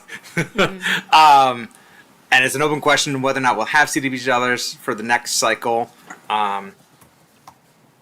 And I know there was already conversation within the Citizens District Council about, even if we were continuing to get money, whether or not wanted to continue having sub-grant recipients. So that's going to be a conversation for our citizens on that, to in concert with our staff, to make recommendations to the City Commission on that. I'm sensing from the conversation here amongst the commissioners that we'd like to see those opportunities available for sub-grant recipients. And I know that we do, of our own senior resource allocations, we do commit some of those dollars to Senior Power Produce. So that doesn't look like it would be in jeopardy with regard to this. Just to speak on the fire station bond situation. So this is something that I have been raising and talking about for many, many years, actually. I had served on the Citizens District Council as the commission liaison when I was a at-large commissioner, and something that I had raised during my time on the CDC, and something that I broached as soon as I became mayor. And so the first full year as mayor, I had many conversations internally with staff about we need to reduce that reliance. That is important. We need to not be fully funding our fire station bond payments with CDBG dollars, and those monies should be going more to folks with limited means in our community that these dollars are intended for. Now, there is a rationale for some of those dollars to go towards fire protection service or financing the fire station bond, because those that is serving our community and members of our community with limited resources. So there's a rationale for some of those to go towards that. But I had concern about us using CDBG dollars to fully fund our share of the financing for those bonds. And so in 2023, we did reduce our share and have continued to reduce it in subsequent years. And so it is going down. It sounds like there's an interest amongst our commissioners for that to go down further or faster. And so that's going to be a conversation that we've already adopted the budget. So if we were to make an adjustment here and saying the full year fiscal year budget, so everything, general fund and all of our different enterprise funds and so on and so forth. So if there were a desire by the commission to make a change to this of using $200,000 of CDBG dollars to finance those bonds, then we're going to need to amend our overall budget and decide where are we replacing those dollars, because those bonds have to be paid for regardless. So that's just a thought, that if there's a desire to make a change, that has that ripple effect. But if this is something that you want to have the conversations internally with staff in advance of next year, when we're adopting the next fiscal year budget, so that we can look at how we can reduce that further. So those are conversations that can be had. Or if there's a desire to make a change now, then we just need to understand what the ripple effects are and how we're going to navigate that. So with that said, follow-up. Any follow-up questions or comments before we go to vote? Commissioner German. Oh, yes, thank you, Mayor, and thank you for the insight. And I want to thank Commissioner Kilgo and Commissioner Cochin for addressing the concerns about the youth. Reducing that fire station bond would definitely be a huge impact to support some of the other programs there, and especially, I'm looking at $0 going to these youth programs. I mean, we can fund a lot of different things, and we have done that in the community, but to see this, and I understand they have to apply, as you stated, I'm Director Carlson. And what is the next time for them to apply? Do they have to apply next year sometime, or is that how that works, or is there another cycle? Or So typically, in the past, it was the first part of the year between January and February. I wanted to move it up towards more of the beginning of November of, the previous year. Mm-hmm. So that'll give us enough time to plan. January and February doesn't give us enough time to meet with the CDC and take all the applications like we need to be able to make a very informed judgment call on those funding. So I opted this year to move it forward. So this past year in November is September-ish, November-ish when it opened up to the public. Okay, all right. That probably would give enough time and help out. But, I'm just really blown away that no dollars are allocated to any of these programs for the youth. And, they're our future, and kids need things, and the way the economy's going and the federal government is slashing and cutting things.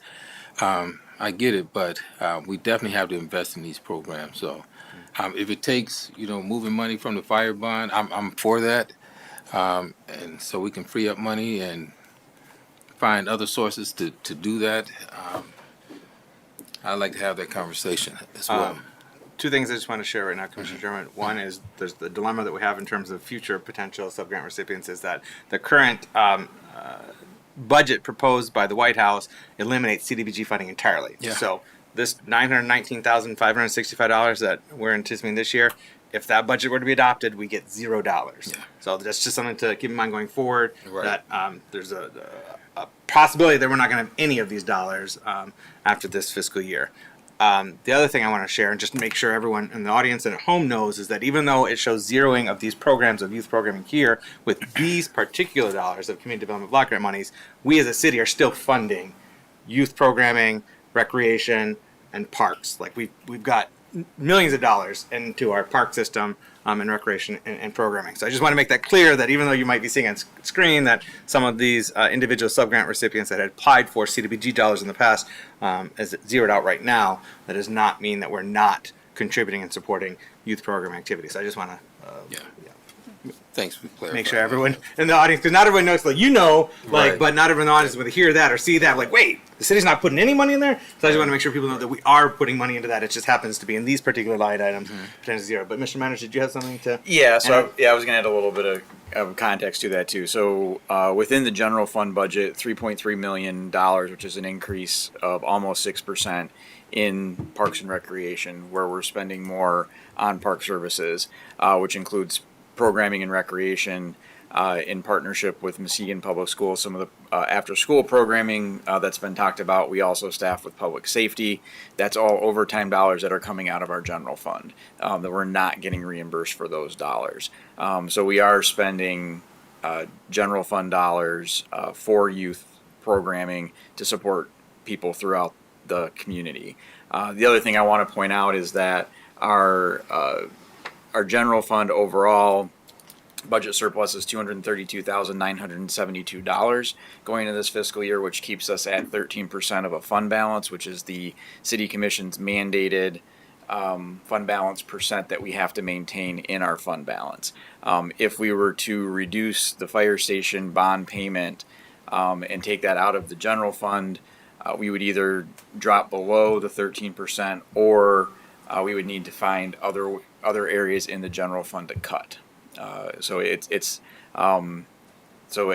you start to pull one string, things impact other areas, and we are using general fund dollars to support recreation programming, including youth programming.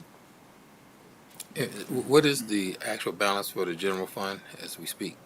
The unrestricted fund balance? Yes. $5.3 million. $5.3 million. And we have to have a 13%. Correct. Which is $5.3 million. Oh, that's the Yeah. okay threshold. we're right there. there. We're Yeah. right there. Okay. Yeah. Okay. Yeah. So- Okay. Yep. All right. Any other follow-up? Did I see Commissioner Kogo? Yeah. Thank you, Mr. Mayor. I am still struggling with this, and I have two questions. I have one for you, Director Carson. The community development housing last year 37,000, this year 0. Can you explain to me what that is again? Yeah, those are our Chodo communities. We lost our Chodo when we lost Community and Compass. So since that time, we have been looking for another organization, and we're still looking. So if anything changes, we can always reallocate money to support the Chodos. If I may piggyback on that Yes, question? Yeah. Recently, there was an organization out of Grand Rapids that acquired the assets of Community Compass in the community.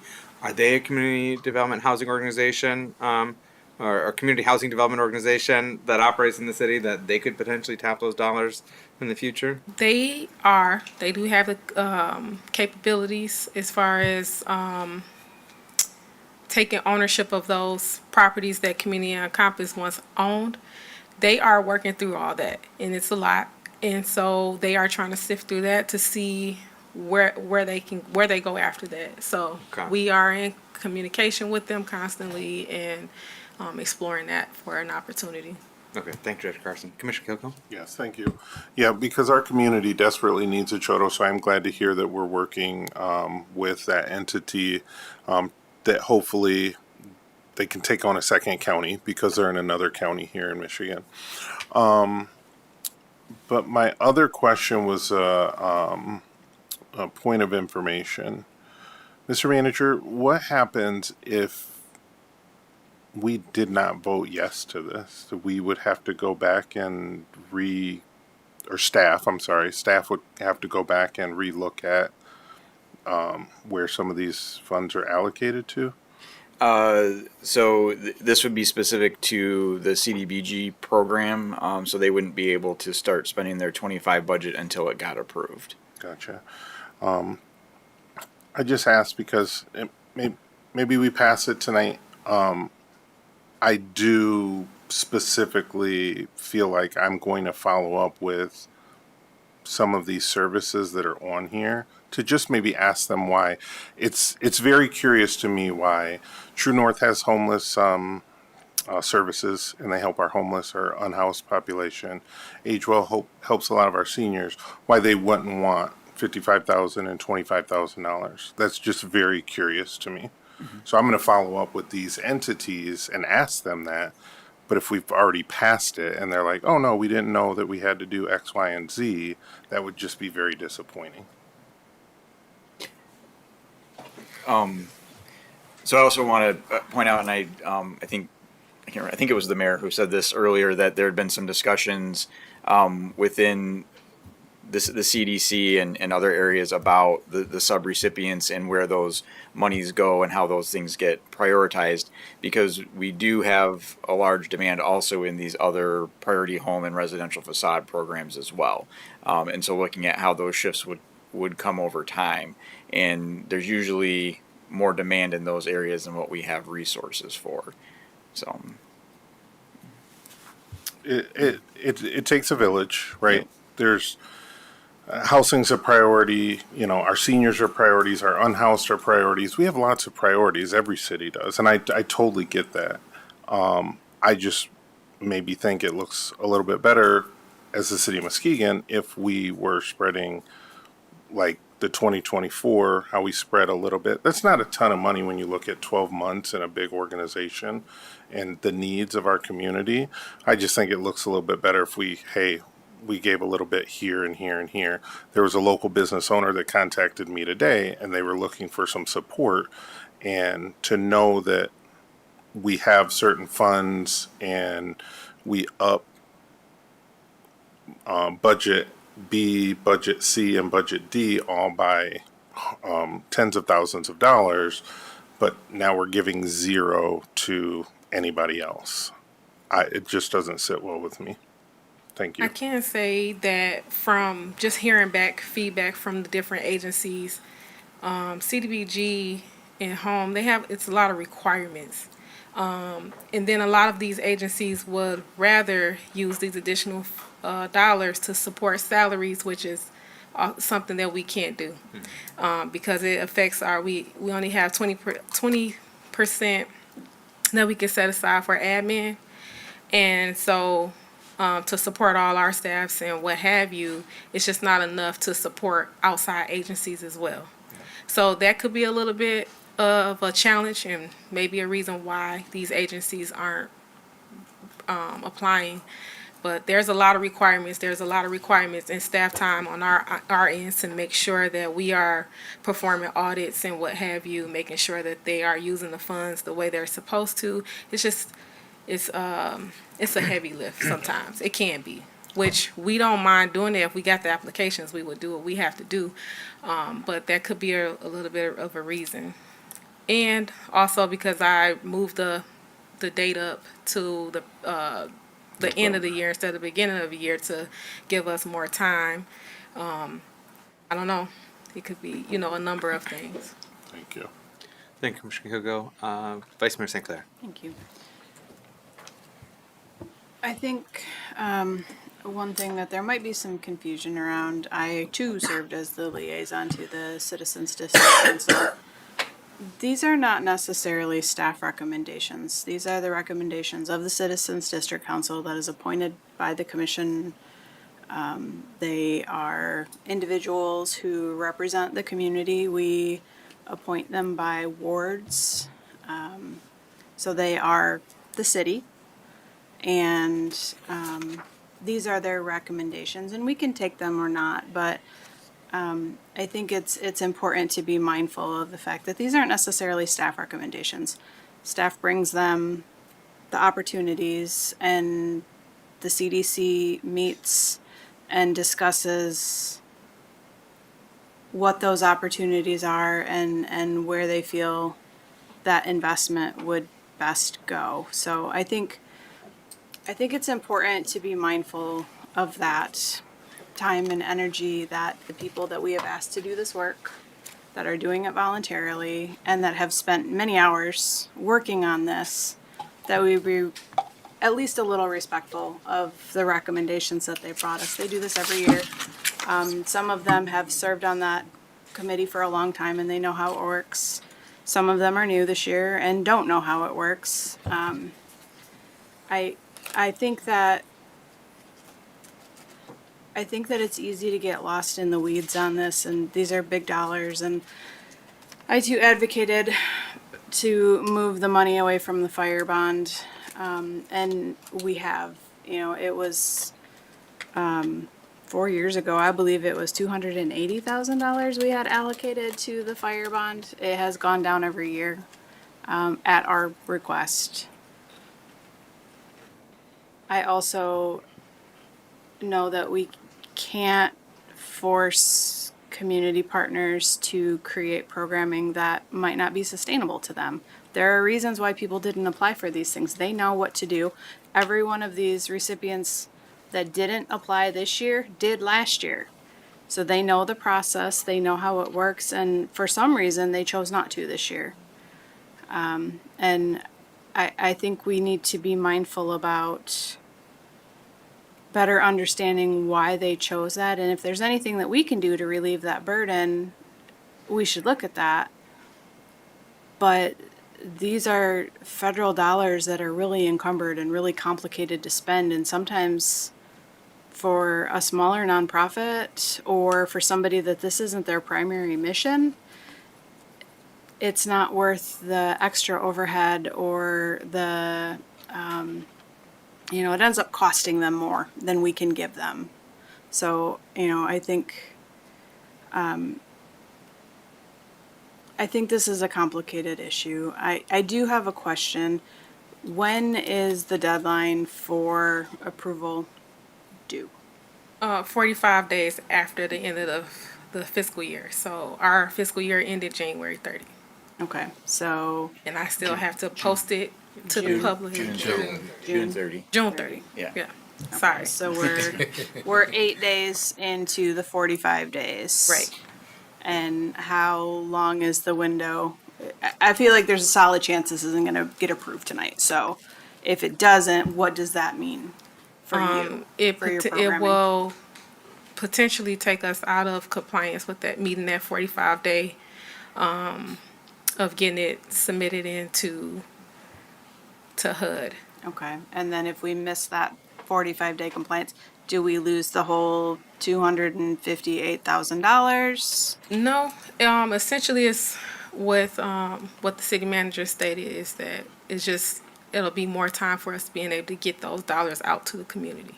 Okay, so it just pushes the ball back. It doesn't necessarily take it off the table. Right. I would go to our HUD rep and let her know that we need additional time, and she would have to approve or deny that time. And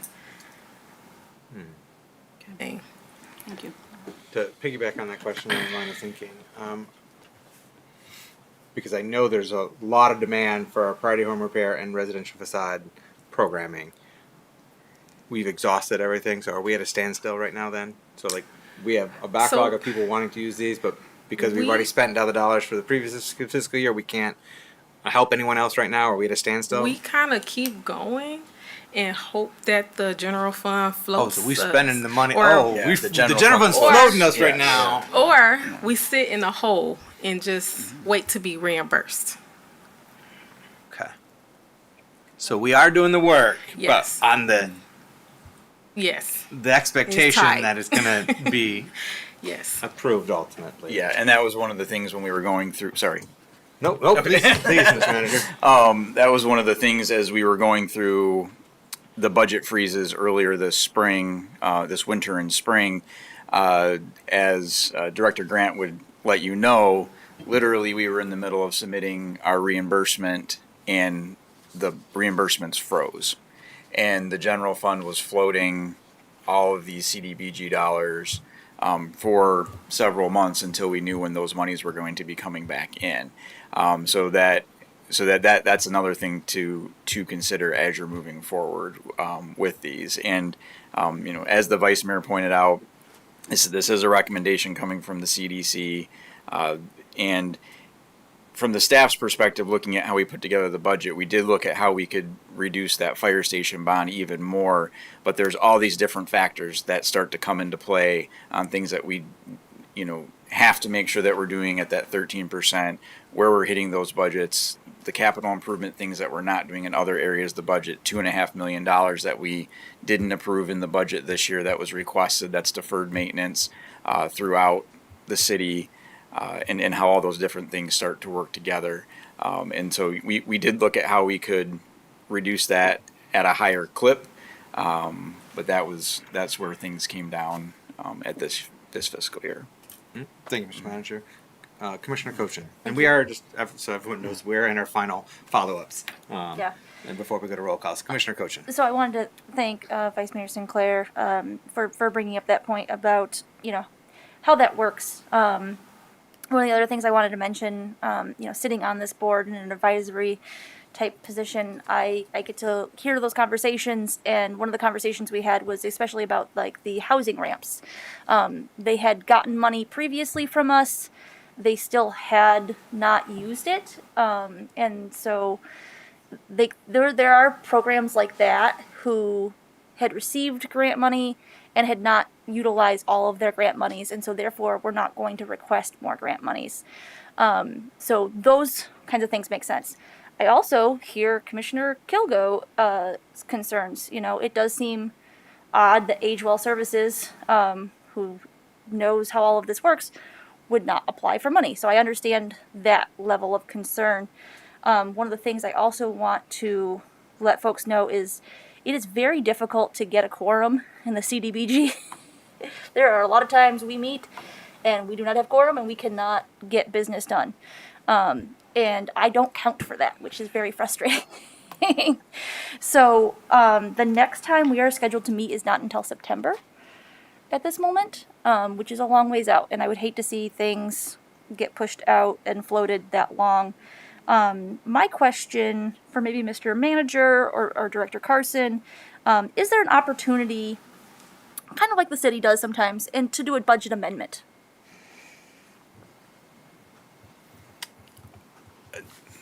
I guess that would be, we can do budget amendments. I'm not sure. I don't know the rules on. As long as it's included in our action plans, our consolidated plans, if there's any adjustments that need to be made, we do that. Like like you mentioned, the agencies that don't utilize the funds, that funding will get moved to a place where it will be utilized. And for instance, the home repairs. Funding that wasn't used by these subrecipients went into home repairs to cover those services. So, for example, if Commissioner Kilgo calls Age Well Services and they say, we had absolutely no idea, like, that person quit, like, we had no clue that this was available to us, could we then look at giving them the $25,000 that they had requested previously? I think it's something that we can discuss. Mm-hmm. Okay.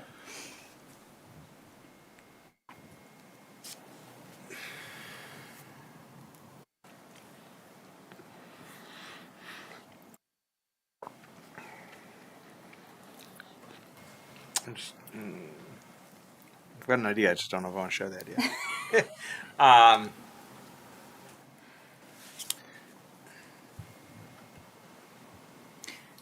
So, because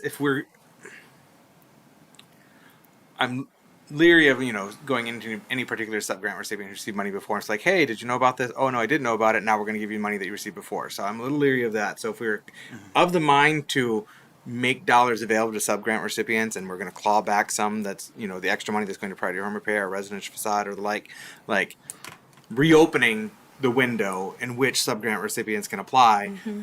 And if we either defer this, table this, so that staff can discuss what that might look and how that would be implemented while still keeping us on track to getting this adopted, to both fund the important programming that our team's providing, but also not running out of not getting out of compliance with that deadline. Because even if there has been opportunity in the past where you've got an extension, I'm not trusting that. Right. We need to be in compliance within that window and not push that envelope.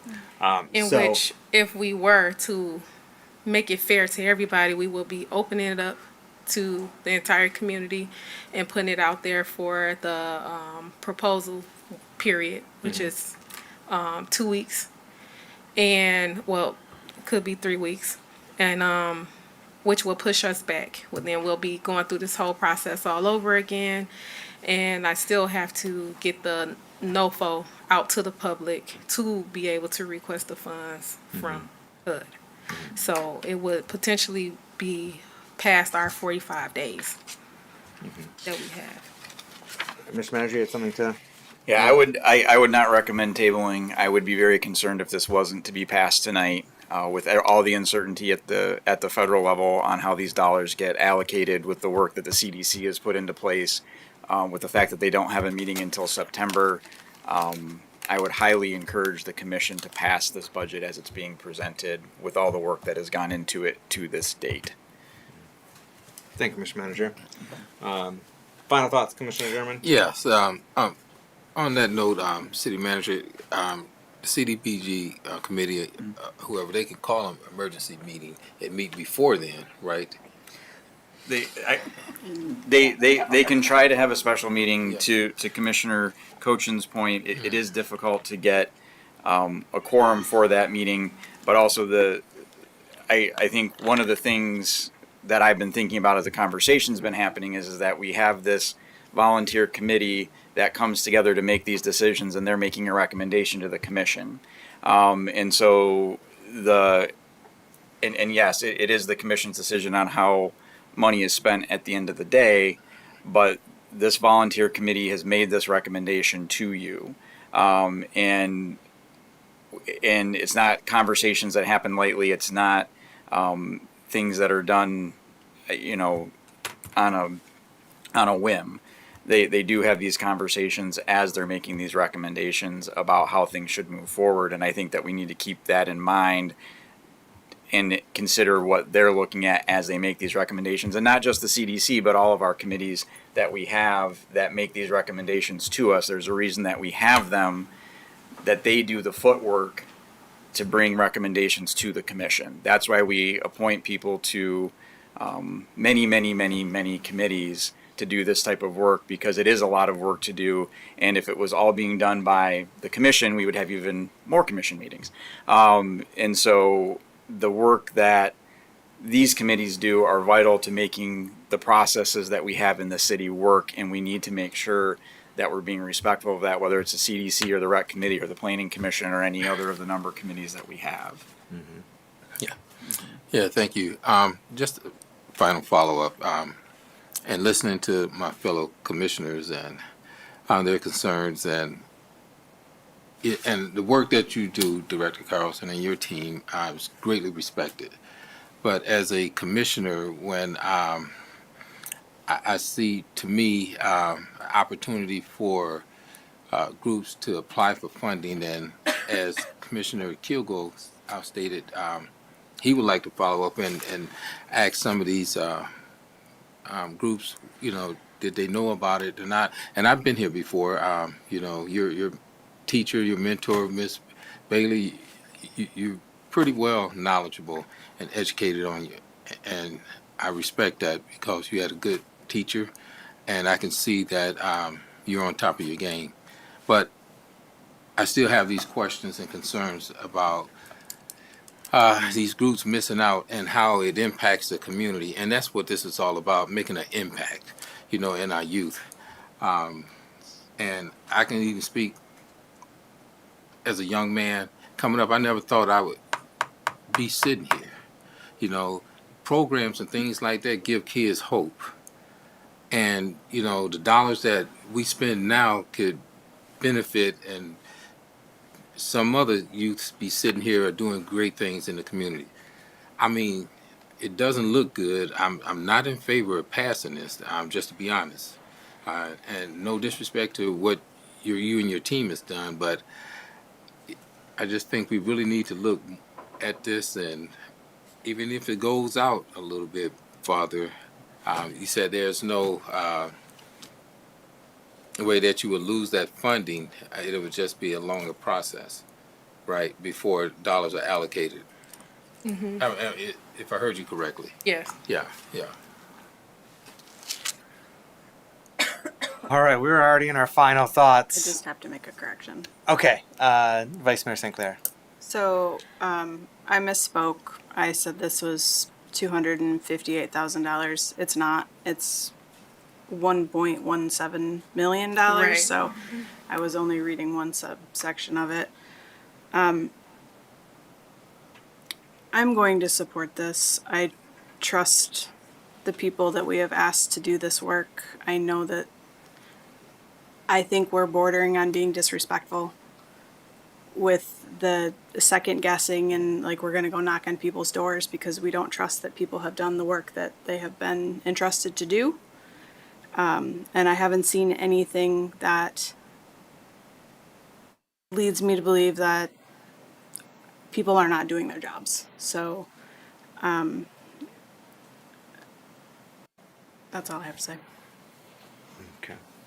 Final thought? Final thought. Commissioner Kilgo. Thank you. I appreciate it. We, the commission, do make final decisions on this stuff. I appreciate the CDC committee and them doing the work of this, but up here we're the elected officials who are the ones held accountable for the decisions made by the city of Muskegon. I do, looking at the amounts now, like Director Carson said, I see how, these could be salaries, and they were, hey, I can afford to hire one more person this year, and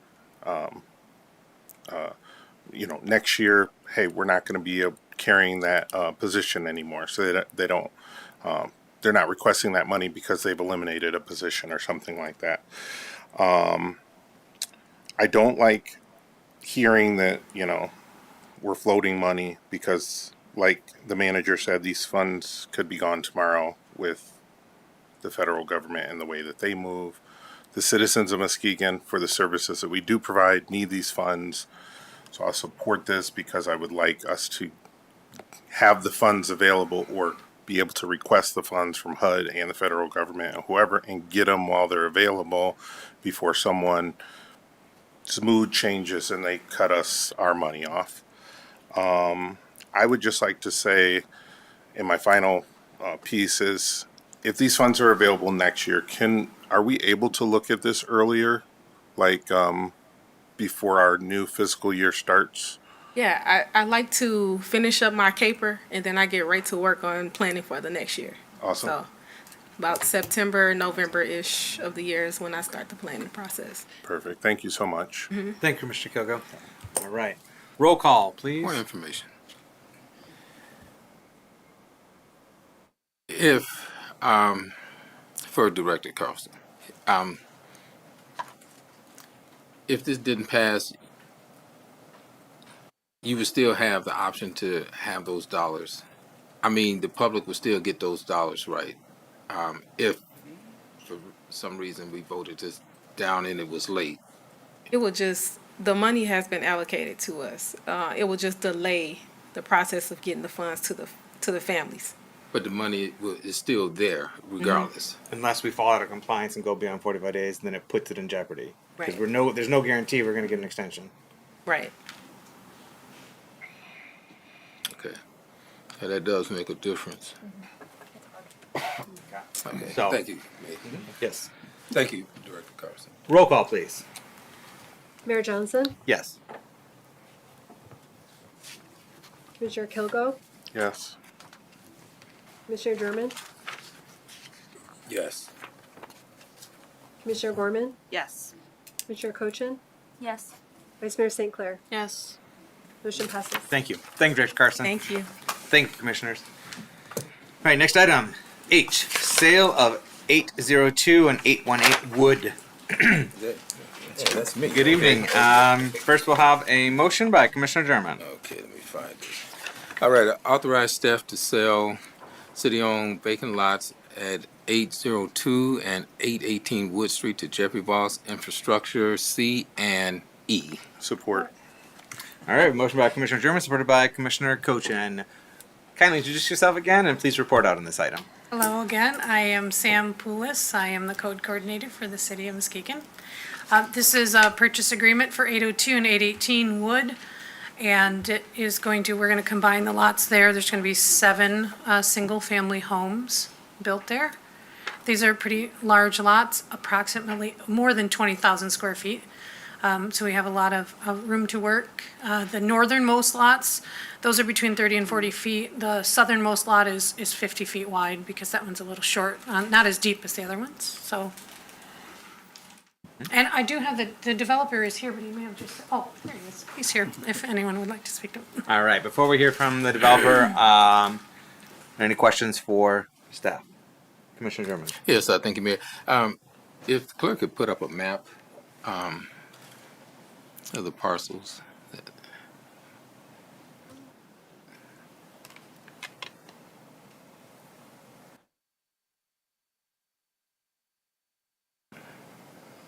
And just for a point of clarification, what are the cross streets there?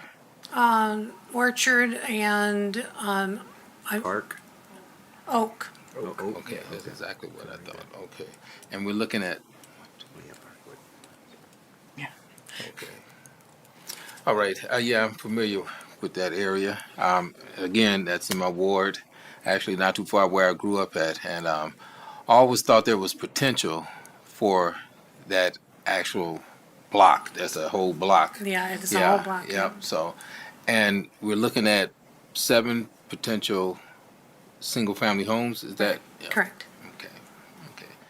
All right. And what are we looking at as far as these going to have houses with basements and or? That would be a better question for Okay, the developer. Yeah. okay. All right. German. Any questions for staff? Any other questions for staff? Commissioners? All right. Thank you, Ms. Poulos. If we kindly have the developer approach the podium and introduce yourself. So I'm Jeff Voss, Infrastructure C&E. All right, Mr. Voss, we heard the first question from Commissioner German with regard to the whether it includes basements. They are not intended to include basements. Just single-family structures with Can you follow up, Commissioner German? Yeah. How many? With that 3-family? 3-bedroom homes or? They're 2-bedroom. They're intended to be affordable. The intent was initially to look at rentals, but we've decided that it makes sense for people to not be in a combined building. They like to have their own space, and the intent is to sell them and not to rent them. Okay. And what are we looking at as price point to sell these? I think they're around 160. Okay. 2 stories, 1 story? Just 1 story. Yeah. Okay, I have nothing else. Thank you, Commissioner German. Before I ask any other commissioners if they have questions for you, is there anything you wish to share with us? You want to highlights that you want to give to us, or? No, I'm okay. just, we got the detached 2-stall garages, except on the second one from the left. We only have room for a single stall there, and that's not shown. Okay. We got to come up with an easement whereby it crosses the one adjacent to it to kind of fake the alley a little bit. All right. Commissioners, do you have any questions for Mr. Voss? Vice Mayor St. Clair. Thank you. So you said that these will be single-story, like branch style. Will they be 0-step so they're accessible? That is the intent, yes. All right. No steps. Perfect. We like that. We need more of that in the city. Definitely improves access and visibility. Makes drainage fun. How's that? Commissioner Kilgo? Yes, thank you. I was going to ask about that second lot in, but you said that one will have a single stall garage. It's just not shown. Correct, and I don't have the easement shown which would cross the 3rd lot in order to get to that as well. That will have to be a private easement, but it is, all of the land is within the property owned, so we can easily do a private easement for that. Okay. 160, very affordable price point. similar to some other infill homes that the city did earlier this year, last year. A very desirable price point. A lot of single parents that are approved that, you know, may not make a ton of money are only being approved up into that range. So I think it's a great price point. I'm not too far from where I live. I'm familiar with this parcel also, and the ones on the north, the northern ones, they're off-street parking. They'll come on Oak to that alley to get to their garages. Correct. The second and third one from Orchard, they'll have curb cuts off of Wood Street to get to their house? No, what we'll do is we'll extend the alley to the left Okay. in order to get to the back of those lots. Okay. None of the residents there then own that property where you would extend the alley? Not according to the survey. Okay. Perfect. Thank you. Thank you, Commissioner Kogo. Any other questions for Mr. Voss? No? Seeing Just none? one. Yeah, yes. Yeah. Commissioner German. It's 1, 2, 3, 4, 5. Okay. Now the back of that alley, Mr. Voss. Are those garages in the back of the alley that I'm looking at? Oh, you mean the gray? Yeah. The gray Where is the little intended- boxes is that? Yeah, the purple boxes those are the two-stall garages. Okay, the garages. The gray is a driveway suitable for parking cars in front of the garages. Okay. Okay. And we have 5 of those, and then off on the Orchard area, we have a entrance there with a garage attached. Looks like with a driveway off of Wood and Orchard Street. Mm-hmm. The one on the corner, if I'm looking at that correctly. Okay. 1, 2, 3, 4, 5. Okay. And the one that next to that, I don't see a entrance in the back for Yeah, that. I don't have room for a two-stall garage there, so I gotta come up with a plan for a single-stall garage, and then we'll put an easement extending the alley to the south, which is left in the picture. That'll then come across the third lot and give access to that second one. Okay. Have you been out, talked to any of the neighbors in that area, had discussions with them or anything like that? I have not. We sent the surveyor out there, and that's the extent of it, and right now we're, Neighborhood association president or anything like that? I have not, no, sir. Okay. Yeah, this changes the whole character of that neighborhood, these type of houses, and I'm seeing a lot of them come up in neighborhoods, and you know, I'm not one that's fond of it. To be honest with you, the development definitely would be something different for the community because I've visioned that for quite some time. That property has been vacant for quite some time, for years, a good probably almost 20 years. But this is something that at this juncture I can't support. And the reason why, because, you know, no contact with the neighborhood associations, the community, and as elected official, that's who I work for. And most developers have gone out and talked with, you know, some of the presidents of the neighborhood associations, and so. Well, we're not opposed to doing that. Yeah, We yeah, just yeah. haven't gotten to that at this point in time. You know, we had to come up with a plan, and we had a density goal we had to try to hit. And the easier way to do that is to add the ADUs. But we were reluctant to do that because of financeability of the ADU option, which is why we've gone to what we have here, because we believe it'll fit better with what the customer might be able to make happen. Okay. Thank you, Commissioner Okay, German. thank you. As this project moves forward, I would encourage you to reach out to the neighborhood association, just to, because I'm sure they'd be excited to hear from you and what the project you're doing, and you know, any future homeowners here are, you know, want to get connected with the neighborhood association, opportunities We've for them been to. somewhat tentative in getting through this step of the process, so it's, you know, you don't want to Yeah, yeah. I don't No, want it to doesn't- speak out of turn. I don't necessarily think it should be a prerequisite, but I'm just encouraging you that as this project moves forward, Sure. I think it would be a good idea just to Yeah. have that connection and those conversations, and yeah, keep the neighbors apprised of what's happening. We'd be happy to do that. Thank you. Commissioner Kilgo, follow up. Yes, thank you. I really appreciate you not making these rentals. We have a lot of rentals going up. We have single-family homes going up, but single-family homes allow residents to start creating equity, start building generational wealth. And even if it's a starter home that's a smaller two-bedroom, that same house is going to start creating generational wealth for folks. So I would love to have a conversation with you offline or something to get people into home buyer classes, so that when you're done with your construction, they're already ready and they can come and buy one of the beautiful homes that you're building.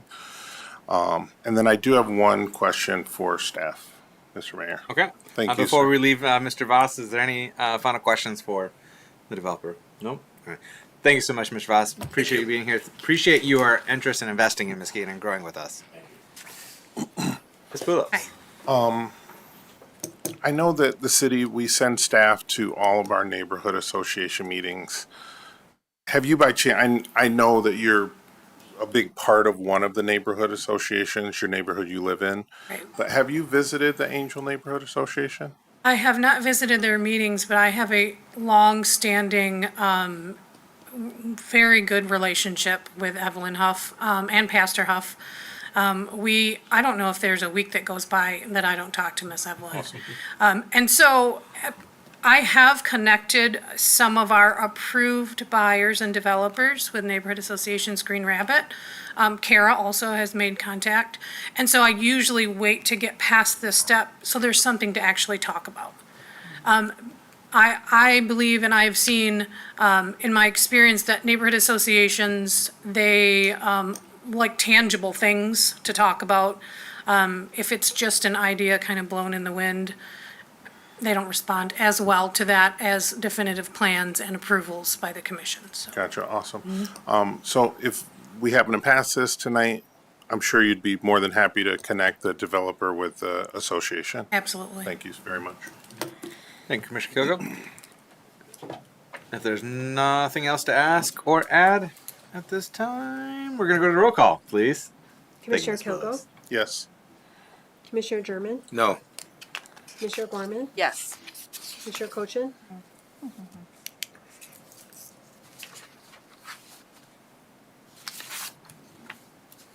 Yes. Vice Mayor St. Clair, Yes. Mayor Johnson. Yes. Motion passes. Thank you. Next item, J, Burning Foot Camping. Commissioner Cochin. Yes. I authorize camping at Burning Foot at Pierre Marquette and Margaret Drake Elliott on August 23rd, 2025, and accept 10% of their camping revenue as a fee to the city. Support.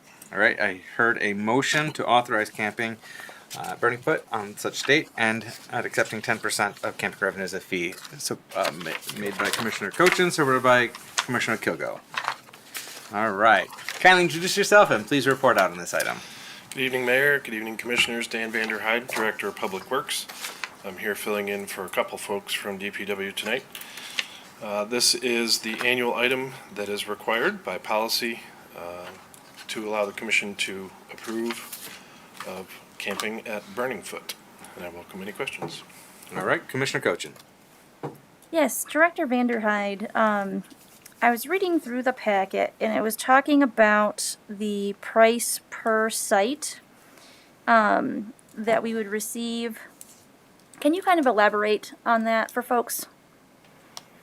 So the special event policy specifies that for camping at Per Marquette, the city will receive $20 per site. However, it has a note that says the commission may authorize a percentage of camping revenue instead, if it chooses. Historically, for Burning Foot, 10% of camping revenue has been. Can you also elaborate on what the price difference between the 10% and what the amount that we would receive if we went with the amount listed with the $20 per night? So this is based on estimates. I'm not sure, frankly, if those estimates are from last year or if they're provided newly this year, of about 300 tent sites and 30 RV sites. And the difference between those two at $20 per site is $6,600, and at 10%, that estimates at $2,700. So the 10% revenue is a little less than half of what the $20 per site option is. And can you speak to how long the camping goes for? Is it just the single day? Yes. Okay, thank you. Can you, maybe this might be a best question for the city manager, but can you explain why the staff recommendation is to go with the 10% of their camping revenue? That is what the event has historically asked and been approved for. Okay, thank you. So,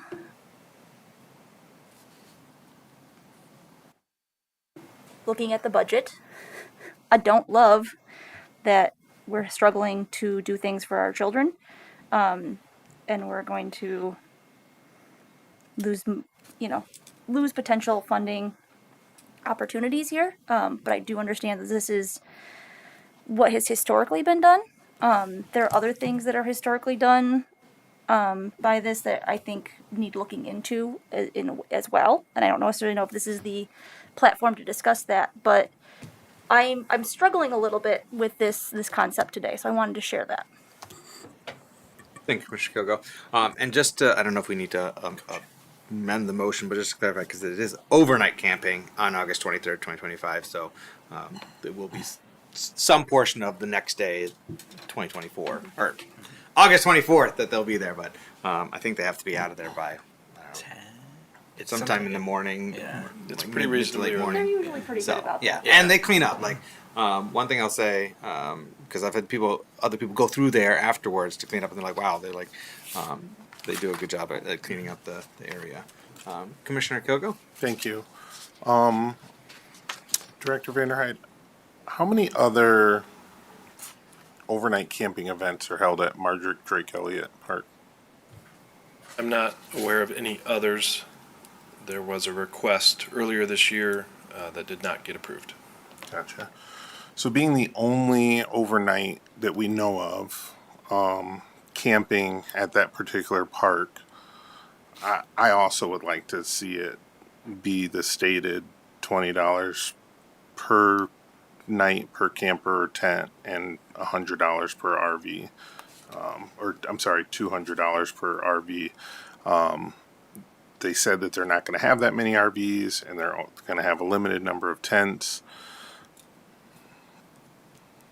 It's a unique once a year event that's super special, and all the times I go down there, those folks look like they're having a grand old time.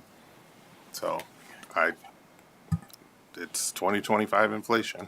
So I agree with Commissioner Cochin that I would also like to see the regular rates and not a discounted rate. I just wanted to clarify one thing. Their rates are 70 and 200 for the RVs. Ours would be the 20 per site. Mm-hmm. So that $20 or that $200 per RV site's their fee.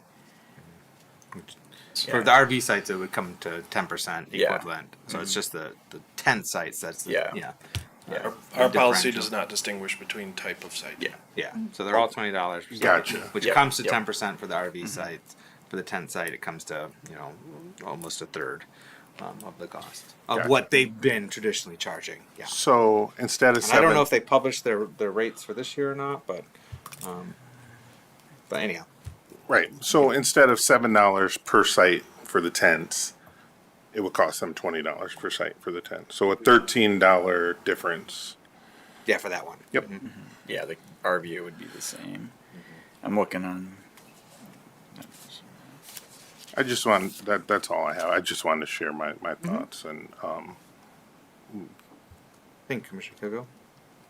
Commissioners, any other comments to share or questions to ask? Vice Mayor St. Clair.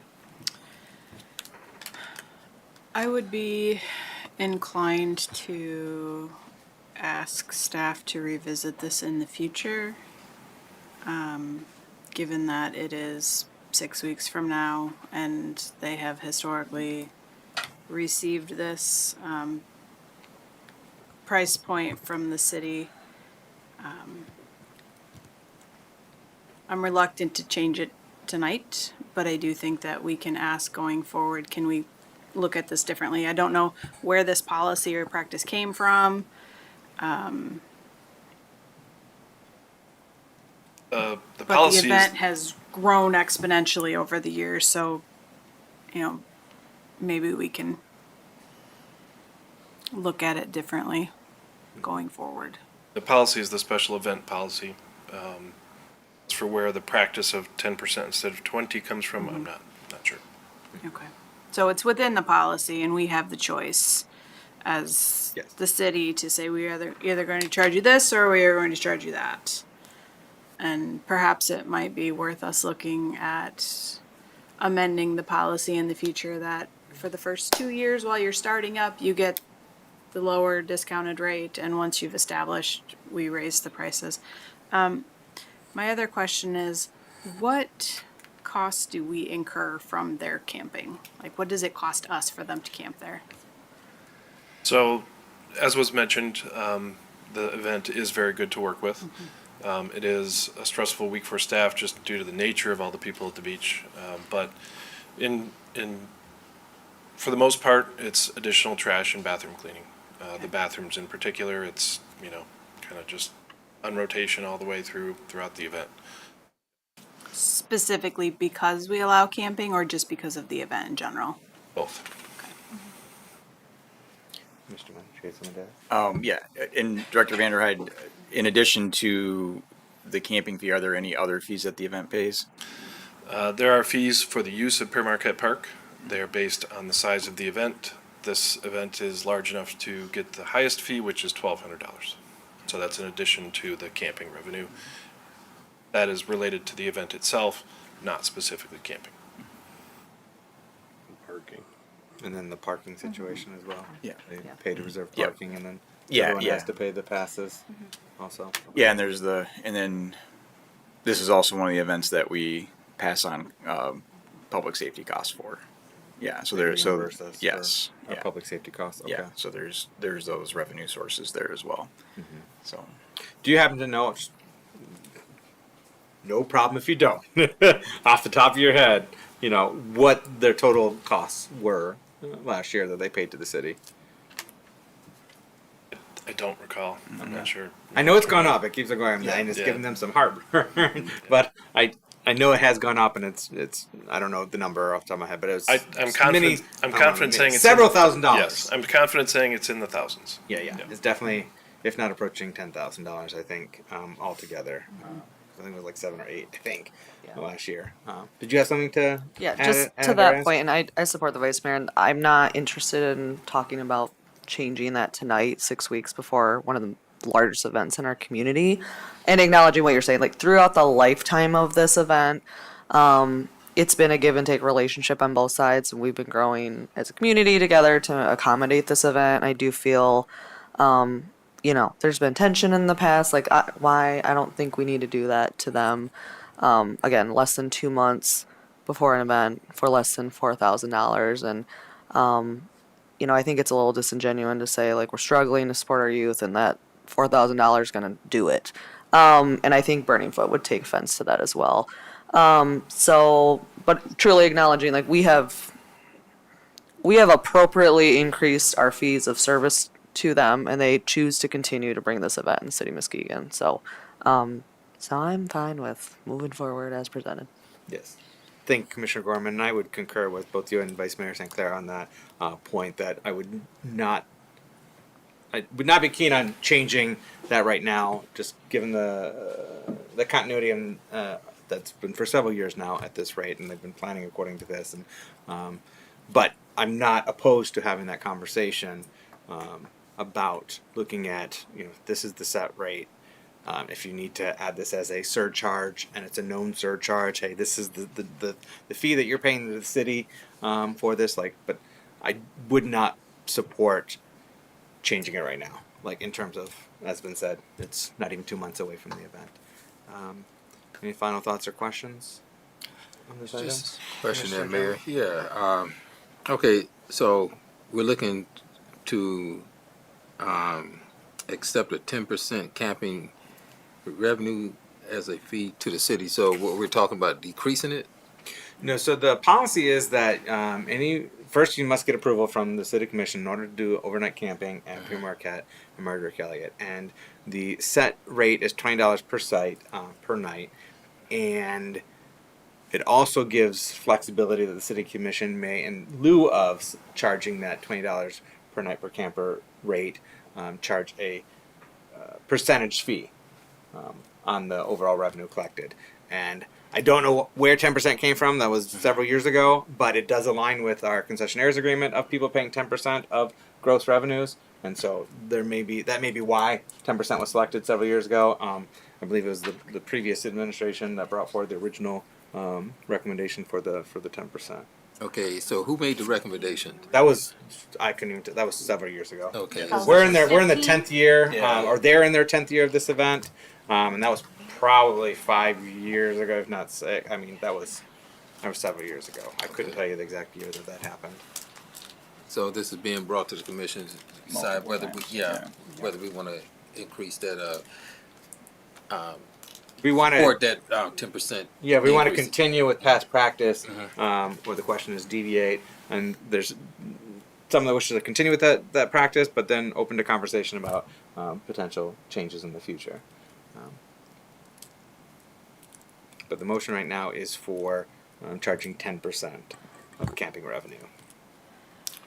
I would think they saw a reason why they want to increase, and if we had a committee or whoever decided to make that recommendation, as we were just talking about, respecting staff and whoever decided to move forward with this, but visiting it later, why did they bring it to the commission? That's my concern right now. If we're not going to move forward on it, but yeah. A point of clarity there: we have to bring this item each year in order to allow them to camp at Pre-Marquette. We have to come before the commission because the policy states the commission must approve it each year. Okay. The choice of which fee to charge, is the commission's prerogative. And just off the top of your head, Director Van Hyde, what is the attendance at this event? Is it very large, supported attendance? I am not sure of the exact number, but it's my understanding is it's somewhere between 5,000 and 10,000 people. Wow, that's quite a few. Not all of them camp. Yeah. I was going to say, that's a lot of camp. Okay, attendees. Okay, thank you. And this is not, the request is not an expansion of the camping. It's the same footprint for camping center sites as years past. Okay, thank you. Commissioner, I think I saw you earlier, but your hand's down now and her hand's up. Okay, Commissioner Coach. Ladies first. Okay. Commissioner Coach and then Commissioner Kilgo. Director Vanderhyde, can you kind of inform us where this pool of money goes that we receive from the fees? So all of the expenses that the city incurs related to the event, the public safety expenses, the extra trash and bathroom cleanings come from the parks and public safety budgets, both of which sit in the general fund. So the revenue from the event that comes to the city, whether it's through the event fee, the camping fees, the bill at the end of the event, all goes back into the general fund. Similar to the analogy that the manager has used about, the pool and the buckets and the cups, to say that it's specifically associated with any particular expense is probably not accurate, but it all comes from and goes to the general fund. To the general fund. Okay, thank you. And, I know, as time passes, like Commissioner Kilgo had mentioned, we're looking at increasing fees. We increased our parking fees, we doubled them, in the instance of the, yearly pass.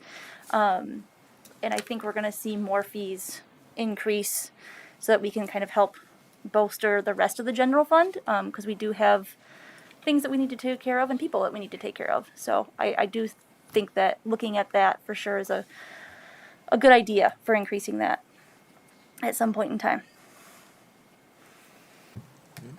Thank you, Commissioner Cochin. Commissioner Kilgo. Thank you.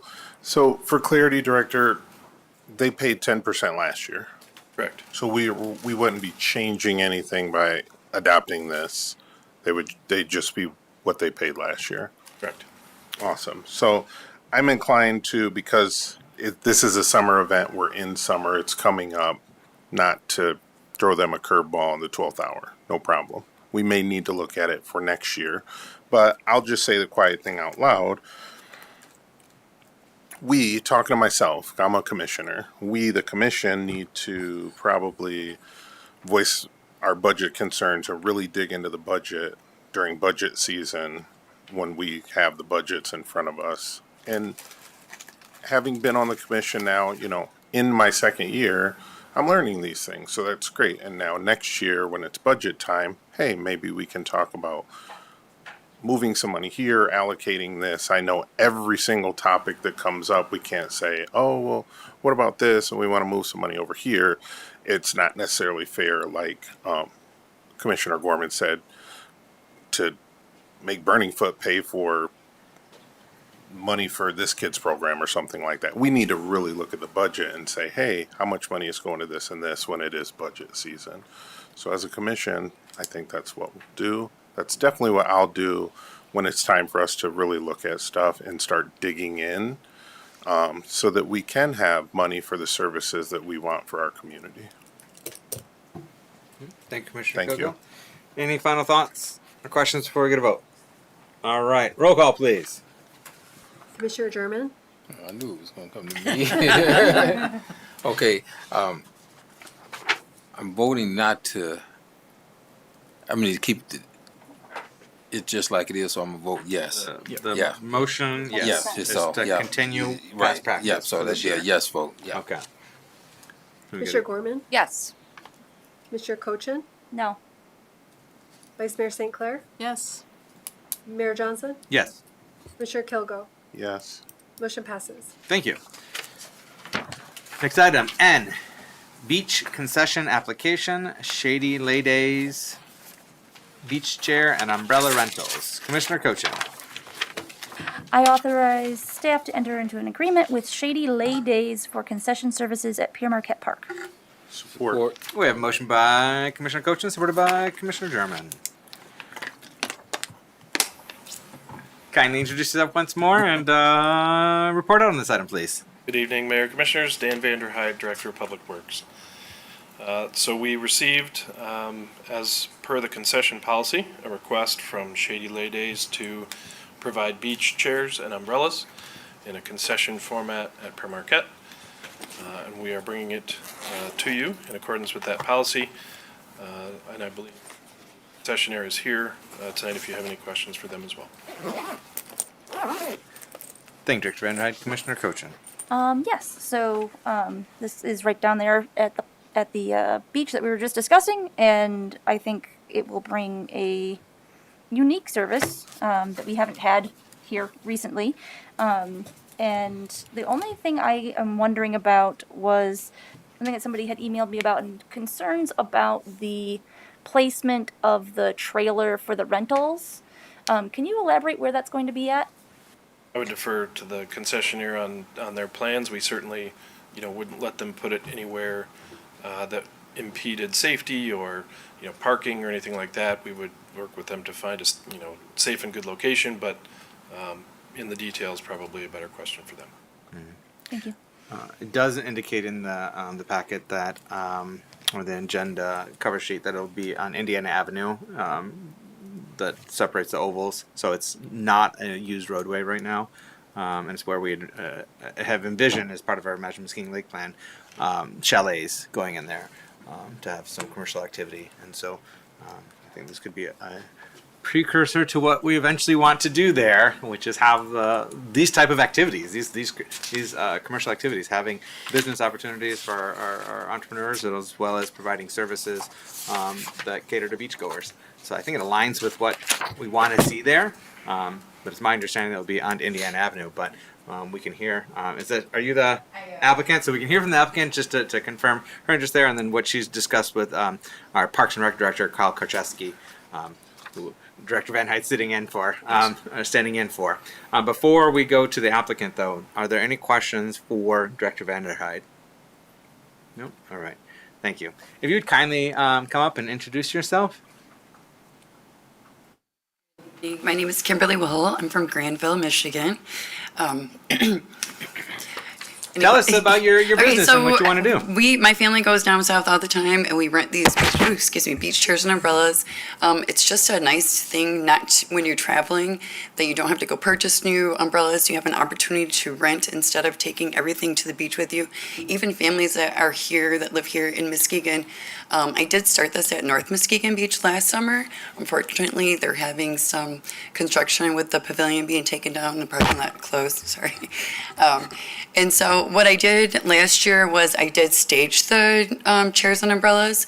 I did have an 8 to 10 foot clearance between the front of the lake shore, so families with little children can have their areas over there. I can either stage or have a stack and allow people to take them where they want to take them. The trailer, I usually just parked it right in the parking lot at the beach.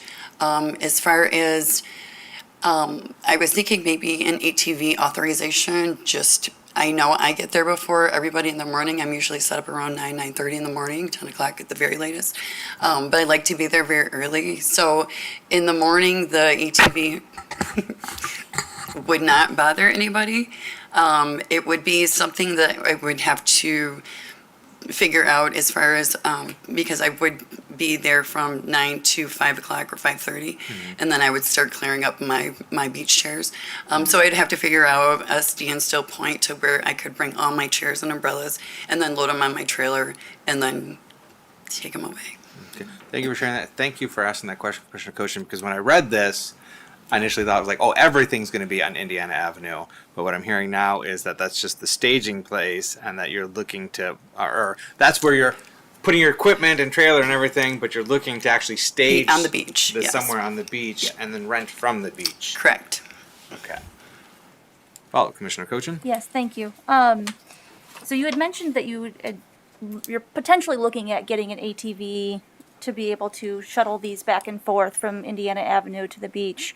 If that does not occur and you're not able to get that, what are your plans for being able to get these from the trailer to the beach? Are you going to expect the clientele to carry them, or? No. Okay. So what I would do in the event that I couldn't have a location, I would just stack them and then maybe have a zoning area where I would want to go pick up my chairs and tables again from, and then bring them with the person to have them pick out their spot. I set up the umbrella, and then when they're done with my chairs and umbrella, I could just go back and pick them up and load them on my trailer. Okay. The next question that I have kind of ruminating in my mind is in regards to the timing. One of the things about our beach is that our residents who live right there in the Beechwood Bluffton neighborhood like to get down there bright and early to stake out their spots. Yes. And our beach grooming vehicles sometimes don't come through until later in the morning. Okay. Like 9:30, 10 o'clock sometimes. That can all be adjusted. My time can all be adjusted. Yeah, so we just want to make sure that we're not impeding the DPW's ability to get the beach cleaned, and also kind of crowding out, our residents, making them think that they can't have spots. Yes, yes. And again, I could either stage, or I could have a location where they could come to me, and then I can bring the chairs and umbrella where they need to be. Mm-hmm. Okay, thank you. Thank you, Commissioner Kochan. Commissioner German, as the supporter of the motion, do you have anything to ask Brad at this time? Yeah, well, thank you, Mayor, and thank you for your interest here in City of Muskegon. My question is, you said beach chairs and umbrellas. Now, when you set these up, is that like for certain events for people that they do out there, or it's just leisure public, time? Just public people coming to the beach to enjoy the day and not have to worry about carrying their own beach chairs and not having an umbrella for protection. Okay, all right, thank you. You're welcome. Commissioner Kilgore, as the person who almost made the second on that motion, do you have anything to ask or add at this time? I do actually have a couple of questions for you. I may have missed this one. Your staff size is Me. just you? Yep. Okay. So do you see that posing challenges on busier days, our Fridays and Saturdays? It'd be popping at Pure Marquette. I don't actually right now. Right now what I have is I have 10 setups for beach chairs, umbrellas. It's just a slow, we don't have these here in Michigan beaches, at Michigan beaches, so it's a slow developing business for me. I didn't want to overbuy just because I don't know where it's going. And like I said, I was at North Muskegon Beach, that changed so quickly. So I didn't want to overinvest in my supplies, but I do foresee myself, I have family members that would be eager to help me expand the business. So I don't foresee that being a problem as far as like, I will have help when I need help. As you grow? As I grow. Gotcha. Yes. Awesome. Yeah. Well, I think it's a great business idea. Why? I just bought 2 beach chairs for the beach. So I think it's a great business idea. And I'm also thinking about our pedestrians, our walkers, our beach walkers, our, DPW in the morning, but not only in the morning, during the day, they'll have, people that go through and pick up trash and, if you are unable to, if you are on a busy day and half your stock is out and somebody comes back and says, hey, we're done with number 6 over here, and it's just you and you have a line. I guess I want to make sure that we're not having them just out there or your property being damaged because it's left somewhere for a little bit of extended period of time because you're busy helping some other clients and stuff. That's all business stuff that you may have to work out the logistics. I don't mind the idea, and I think that a lot of our beach goers would love it because Pure Marquette Beach, best beach in Michigan. So, thank you. That's all I have. Thank you. Yeah. Thank you, Commissioner Kilgo. Anything else to ask or add, commissioners? First time. Follow-up, Commissioner Kochan. One quick follow-up question. The language, it can be tricky sometimes. It says the use of an ATV to haul equipment. Now, that is not the use of one of our ATVs, correct? All right, thank you. Unless you provide one. And in that vein, how will that be determined?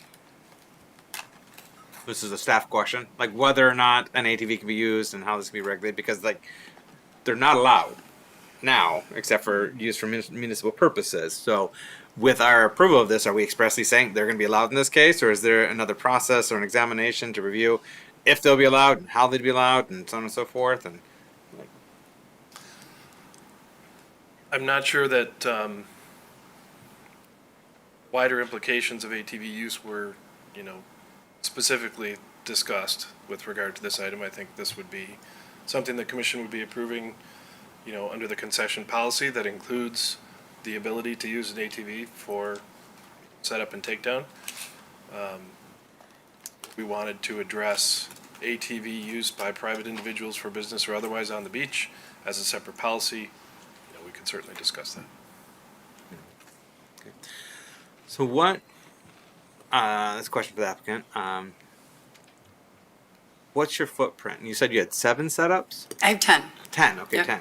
So you have 10 setups, and what does that setup look like? What is that? So a setup is 2 beach chairs, an umbrella with a table on it. Okay. So you have 10 of those setups, and you typically envision having like one setup for display or you're talking about you want to have all 10 set up and then you're going to reserve them and or rent them out, and people will use them where you have them set up, or they can take them wherever they wish to on the beach. Like, So I'm very help me flexible. understand the operations. So what I did last year was I staged them all. They were in the same area, just to prevent, because the beach is so wide there, just to prevent having to travel so much and locate my chairs. I just wanted them in one area. So I could stage them like I did, or I could, like I said, just have them in like I know there's like zone 3 over there, some particular zone area where I'm not looking all over for my chairs. But I'm flexible on how that will work. So that has not been, and I know Kyle's the one that was handling it's not used here in a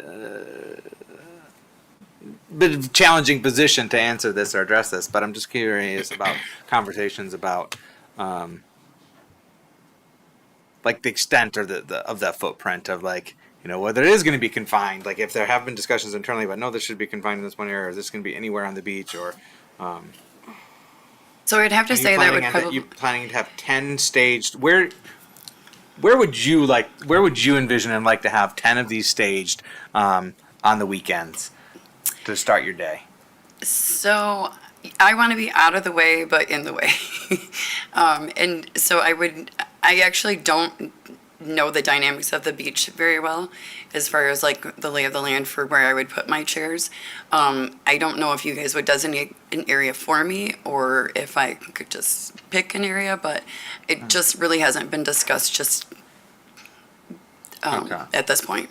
So thank you. I appreciate that. And I really like the concept that you're bringing forward and what you want to do. I'm just struggling a little bit with operations and the footprint and the staging. And like, our community is hyper protective of Pure Marquette Park and Beach. Okay. Hyper protective. Okay.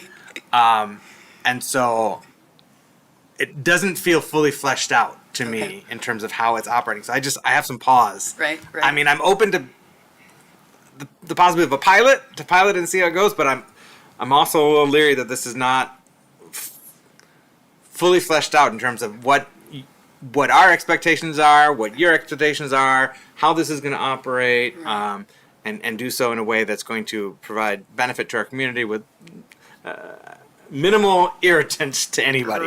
Right. Understood. If I could offer something there. So I think on the pilot perspective, this effectively is a pilot, right? We are in mid-July, and so we're talking about the later half of the season at this point. If it doesn't go well, the concession agreement could be terminated, right? So I think we're in a good position from that perspective. I also think, just from a practical perspective, let's say all 10 setups were clustered in one area. Maybe we're talking about a space the size of this room, right? And we've all been to Pure Marquette, very large beach. So certainly understanding of the desire to, be protective of the beach and understand all of that, but, I think this is one of those instances where I'm confident trusting, our Parks and Rec staff to work with the applicant to figure that stuff out. And if the first weekend doesn't go perfectly, we'll reassess and figure that out. Okay. So it's going to be a fluid process throughout the season, and we'll adapt as we go, take lessons to carry forward. And this is a concession agreement for just this year or this season. Okay. Commissioner Kilgo? Yes, thank you. If DPW staff or, it came down from the manager to your business that, hey, we'd like you to stay between, because you're not as familiar as you're going to get to be with our beach. If they said, hey, we'd like you to stay between the walkway where the deck is and X, whether that's the playground or even the other bathroom, like they give you a big space, would you be able to relay that to your customers to say, hey, we have to stay within these boundaries? If I had if I had a boundary area like that, like designated for me, then I would want to stage my chairs and chairs and umbrellas. And then I can, I have banners to market. I have a website, just word of mouth. I was out there last summer just I talk to anybody who would look at me. Just trying to get my business out there and just trying to get people familiar with what I'm doing and introduce it to the beach. So if you did stage, how would I know I'm visiting from up north and I came to Pure Marquette Beach because I heard it's the best beach in Michigan, and I walk by one of your Shady Lay chairs? How are you going to have signs? I do have signs on my chairs, Okay, yes. Yep, okay. yep. Awesome. Thank you Yep, very much. Yep, no problem. Thank you, Commissioner Kilgo. All right, any final thoughts or questions before we go to roll call? All right, roll call, please. Commissioner German, Yes. Commissioner Gorman. Yes. Commissioner Cochin, Yes. Vice Mayor St. Clair, Yes. Mayor Johnson, Yes. Commissioner Kilgo. Yes. Motion passes. Thank you. Thank you. Thank Have a you great so season. much. All right. Final item pulled from the consent agenda. Item O, water and sewer rate changes 2025. Commissioner Cochin. Yes, I move to adopt, I move for the adoption of the two included resolutions setting the water and sewer rates for the fiscal year from July 1st, 2025 to June 30th, 2026. Support. All right, we have a motion by Commissioner Cochin, supported by Vice Mayor St. Clair. Welcome back. You just kind of introduce yourself for anyone tuning in just now. Good evening, Mayor and Commissioners. Dan Vanderhyde, Director of Public Works. Thank you. And if you could please report out on this item. Yes. So this is the annual process by which the commission sets the water and sewer rates for the upcoming year. The rates that are presented here, just a quick point of background, are what was presented in the budget that was adopted. And as we talked about at the Legislative Policy Committee meeting in February, we have made quite a bit of progress on the water fund and its cash state and so forth. However, it does remain just a little bit below zero, and so we're continuing to recommend that 10% increase in the commodity rate in order to help supplement the operations and day-to-day capital needs, of the department. And that would be the water rate specifically, 10% from $2.27 per unit to $2.50 per unit. Keep in mind that that is just the amount of water that you use, right? And so the water bill contains many components, the water portion, the sewer portion. Some of those are flat fees that you pay. Some of those, including this commodity rate, vary based on how much you use. There's also the sanitation charge on the bill. So although the rate increases 10%, the increase to the average bill is much lower, around 5% of the bill as a person receives it, under 5% increase. Specifically, for the average bill in Muskegon, about $1.84 per month for the average bill. Sewer does not increase, or we are not recommending a sewer increase anyway. Just a couple of reminders about the other charges and fees on the bill. A couple of years ago, we instituted the debt service charge, which takes the debt that the systems, both water and sewer, pay for bonded projects and converts it into a fee that sits on that bill each month and is reassessed at this time each year as well. That, based on the audited numbers from 2024, is going up by a combined total of 15 cents. So that's 15 cents per month per account that debt service fee is going up. And again, it's reflective of the additional projects that we're signing up for lead service line replacements, water main replacements, tank painting projects, things like that, is also on the agenda this evening. What are the advantages of that debt service fee? Is it very transparent about the amount that each project will add to the bill? And there's a couple items that we didn't pull today, but as an example, those items will add $3.45 in debt service fee to the bill. Just want to give complete context to the increases that are being contemplated, that we're talking about. Those are separate items, but just wanted to be clear there. And so Having said all of that, I welcome any questions about the water and sewer rates. Thank you, Director Vanderhyde. Commissioner Cochin. Yes, thank you.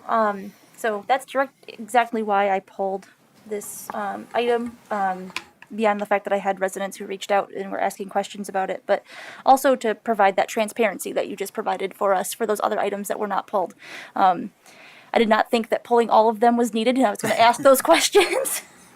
So thank you for adding that in there. I appreciate it. The one thing I wanted to mention that you kind of touched base on was this increase that was approved in the budget a few meetings ago. When I first got on the commission, I went to a meeting where we discussed having to do 3 increases of the water fees, basically. And we all kind of, as a commission, said that we would love to see more options looked at to help reduce fees overall for our citizens, especially in the water department. Have you guys done that? Yeah. So we have Prine and Newhoff, and actually, I think there was an update on this very thing at that same meeting in February, but we've engaged with a consultant and gotten a grant from the state to study water affordability. And later this year, Prine and Newhoff will complete that study, and we will present, a final plan or study to you guys for your consideration that will have a lot of data about the affordability of water in Muskegon, and then we'll also make recommendations about ways we can improve affordability and programs we can put in place that would help with that. Mm-hmm. Yeah, it is definitely needed for sure. And I also understand the need for some of these increases. We discussed that at that meeting. We need to make sure that our water fund is solvent. No pun intended. So I understand it, but I also understand that people at home are going to feel frustrated and upset, and I want to make sure that everyone understands that we are looking at other alternatives also beyond this, but this is still needed at this time, is what is being recommended, correct? That's correct. It's definitely not something I like standing up here doing. And although it doesn't necessarily help the residents of Muskegon, I really think it's really important to point out that Muskegon is not alone in this pain point. I'm not sure if you saw it, but the city of Kentwood increased its water and sewer rates 45% this year, all at once. So we think we're doing a pretty good job of, spreading that increase out over time and sort of living within our means in this period of scarcity. And we think we were pleasantly surprised by the amount of progress we made last year on the audited numbers in terms of the unrestricted net position of the water fund. It went from, I think, I didn't pull those numbers directly, but I believe it went from something like 1.8 million in the hole to 300 and some thousand in the hole. So we made, about $1.5 million worth of progress last year, which was more than we expected to make. Mm-hmm. And so, if that progress continues, we're hopeful that, as you mentioned, that third year of potential increases can be softened. We're just not quite ready to commit to that yet. Right, I understand that. And the other thing I wanted to mention was that we also worked as a city to kind of reduce increase the allowable amount before your water gets shut off, to kind of help people with some of these issues, because shut-offs cost us money, don't they? Sure do. And so we're also saving money and helping the residents. So I just wanted to kind of shine a little light on this and appreciate the work that you guys are doing. I don't love making this call. It's not fun, and I know you don't either. And I'm hoping that next year we don't have to. Thank you, Commissioner Cochin. Vice Mayor St. Clair? Thank you. So, I know you just ran through this very quickly about the commodity rate increase.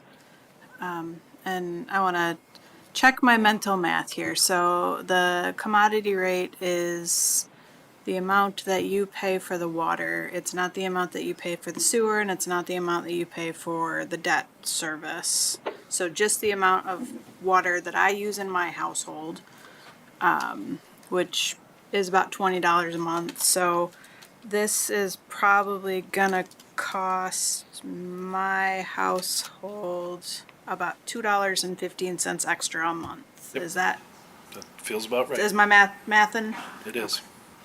All right, and I actually rolled in the debt service fee increase of 15 cents into my math, so Sure. the total Then it's increase. Even closer to average. Yep. Okay, all right, thank you. Thank you, Vice Mayor St. Clair. Commissioner Kilgo. I just want to give a shout out to manager and his staff, because I know that I've had some conversations with Muskegon residents about our already water and sewer rates. But coming soon, the city of Muskegon is going to be putting out some educational and support videos for our residents. It'll be on all platforms on lots of different ways that you can save water and make sure that you know how to keep your water bill as low as possible. So, That's helpful. thank you. Commissioner Kilgo. Commissioner German or Commissioner Gorman, anything to ask or add? No? Just a comment, Director Bennett, thank you for the work that you're doing and make sure the public is informed and the commissioners here as well and staff. We've been down this road before talking about this for years since I've been on the commission, and I think we've made, the progress that you talked about. You see the difference and the impact that it's making, and to keep us afloat and being able to serve the city of Muskegon residents as well as other communities as well. So thank you. Thank you, Commissioner German. All right. Thank you, Director Vanderhyde. Roll call, please. Commissioner Gorman? Yes. Commissioner Cochin? Yes. Vice Mayor St. Clair? Yes. Mayor Johnson? Yes. Commissioner Kilgo? Yes. Commissioner German? Yes. Motion passes. Thank you. That concludes the items pulled from consent agenda. We have no unfinished business. Moving on to new business, CRC appointments and resignation. Commissioners, may I have a motion to accept the resignation of Thomas DeVoogd and appoint Brad Hastings to the District Library Board with a term ending June 30th, 2026. So moved. Support. All right, motion by Vice Mayor St. Clair, supported by Commissioner Kilgo. Is there any discussion or questions on this motion? All right, roll call, please. Commissioner Cochin? Yes. Vice Mayor St. Clair? Yes. Mayor Johnson? Yes. Commissioner Kilgo? Yes. Commissioner German? Yes. Commissioner Gorman? Yes. Motion passes. Thank you. So the other item with regard to this is the question of appointing a citizen to the Local Officers Compensation Commission and whether or not we want to take action tonight or refer this to the CRC meeting in August. Refer it to August? Okay. I mean, this has been a long meeting. I'm perfectly fine by that.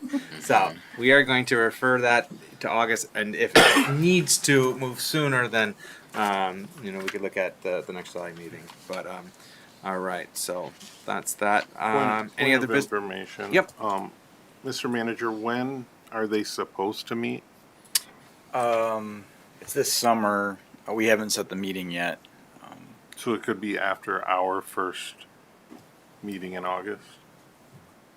I mean, it's because You want me to Yeah. answer? Historically, it's by the end of July. Yeah. But I was talking to the clerk earlier today, and she said that it's happened later. But more often than not, it's scheduled in end of July, but it can go into later in the year. But it has to happen this year, because they have to review it and make a recommendation or make a determination that comes to the city commission. and then And we have to take action before the year end. next commission. Thank you. Yep. How long have we been short? For They only meet once every 2 years. Right. Yeah. Is it once every year? They or only every meet 2 once years? every 2 years. Yeah, I used to sit on that. So board. they Yeah, haven't- it's been a while. Yeah. They haven't met since Yeah. 2023. Yeah. So. So, all right. Any other business then? Commissioner German, you had raised earlier, but then we were able to address some of your questions or concerns on a subsequent item. Yeah. I'm just wondering if there's anything further that you wanted to address. If there's anything further that you wanted to address with regard to the lot lines and the surveys and the like. Well, just some concern from the citizens, as I stated, and property owners with all the development that's going on now. There's concerns about property lines when building on these lots, and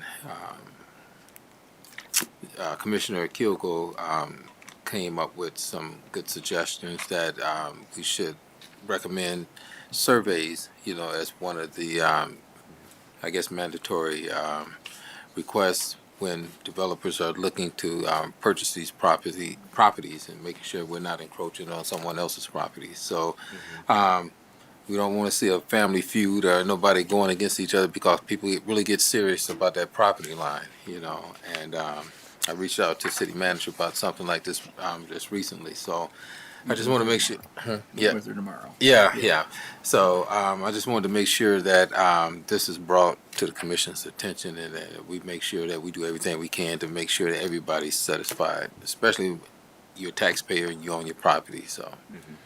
Okay. Thank you, Commissioner Sherman. All right, just a couple things to share in any other business. It's a long meeting. I know we want to go, but want to let folks know that Senior Power Produce launched today at the Muskegon Farmers Market. It'll be happening every Tuesday until the money runs out. It's different. The remix.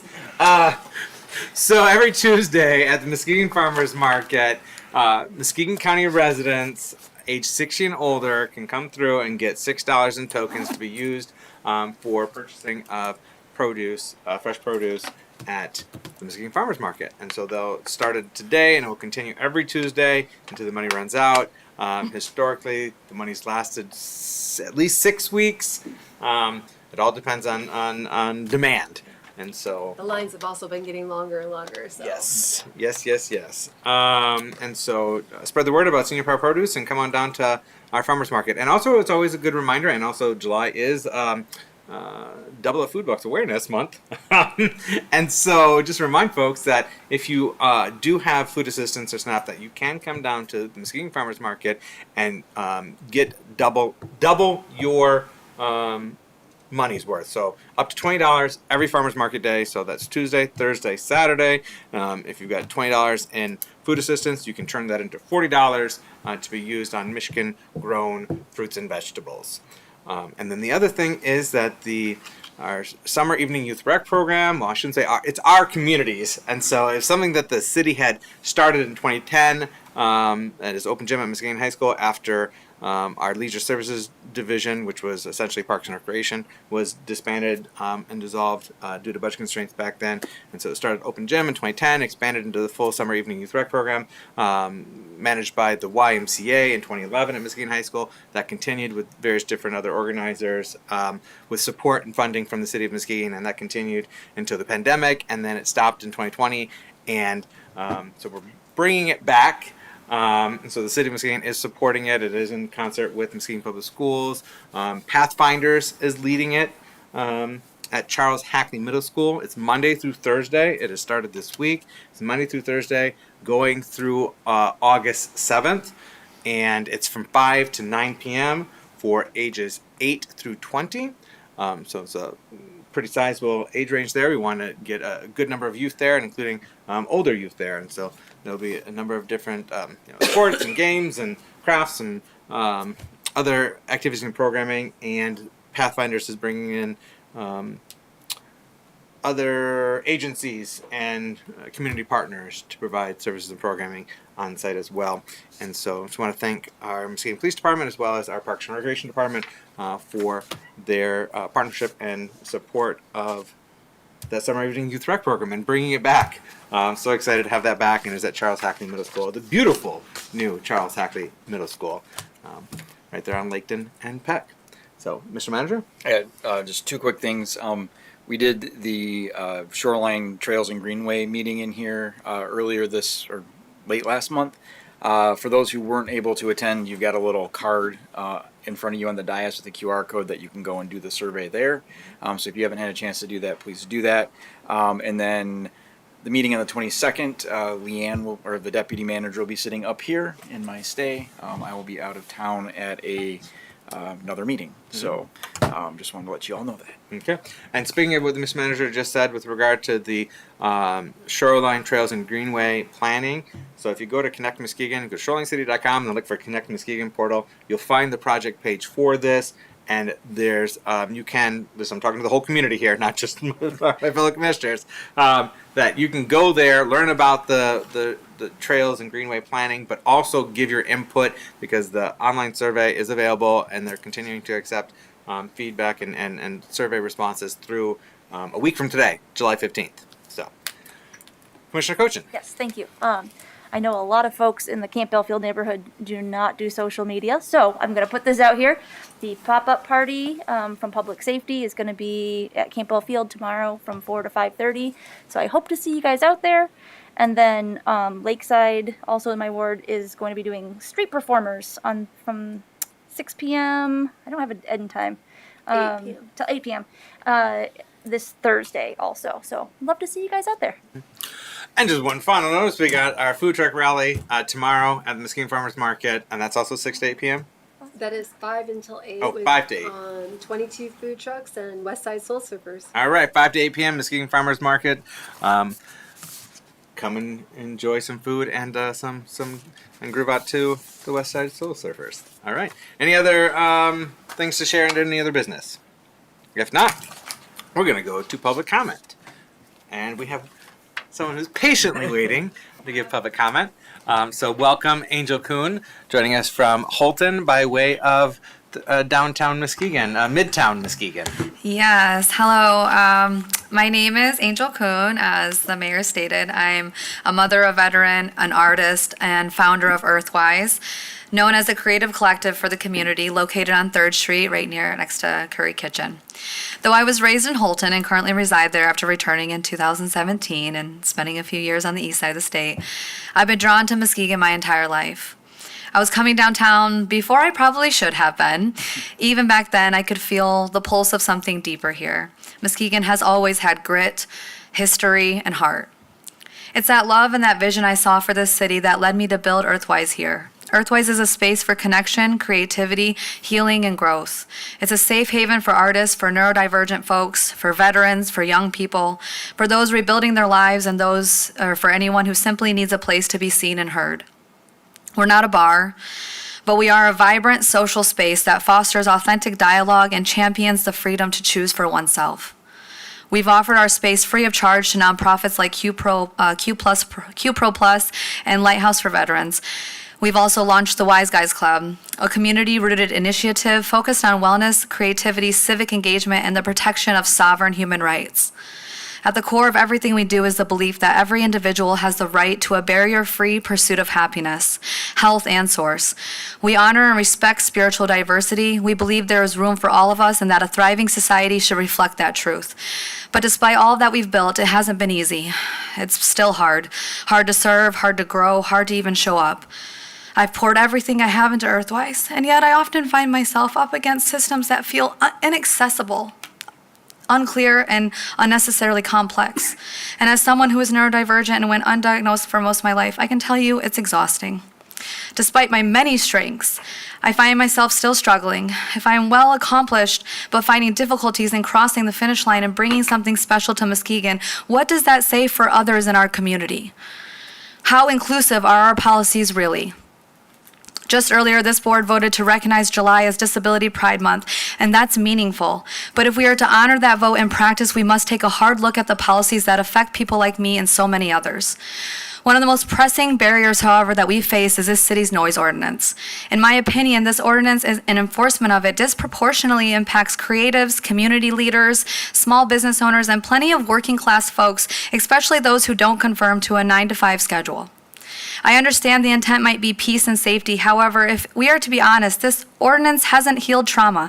It hasn't reduced violence. What it has done is suppress energy, stifle community connection, and make it nearly impossible to host joyful, healing late-night gatherings out loud. It's also crippled our nightlife. If I don't leave my home in Holton by around 9 or 10 p.m., I might as well not go out, because Western is dead, even on a weekend night. And I have to ask myself, where did this ordinance come from? Who was consulted? Was this something that the people of Muskegon voted on, or was it decided behind closed doors?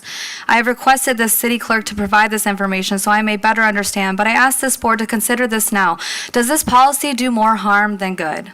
Muskegon is, if I could just... You're at your 3 minutes, I'm sorry. I You're actually- you're understand, 20 but I seconds have over. waited all day on my mom's birthday. Unless the commissioner suspends the rules, I cannot deviate. I'm almost done. If No, I I cannot deviate. Unless the commission suspends the rules, I cannot deviate.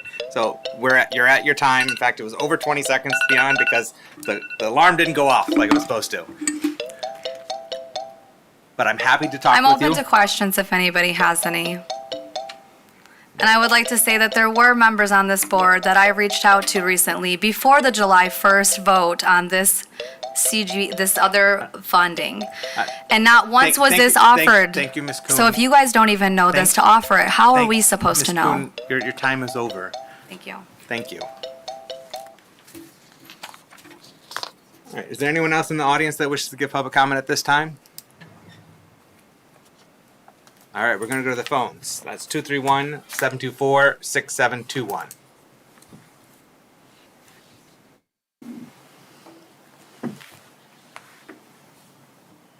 This is time for general public comment, so you can share anything you wish with the City Commission. It's not time for back and forth or Q&A, and it's time for you to give your input and perspective to the City Commission for up to 3 minutes.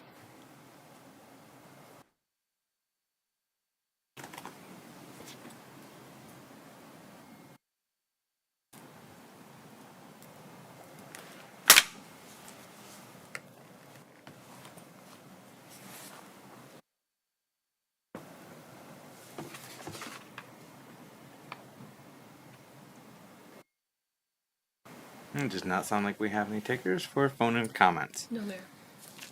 All right. Commissioners, what's your pleasure? Move to adjourn. Support. We have motion by Vice Mayor St. Clair, supported by Commissioner Kilgo to adjourn. All in favor, please indicate by saying aye. Aye. All opposed, same sign. We are adjourned. Thank you. Take care. Yeah, don't run off your jet.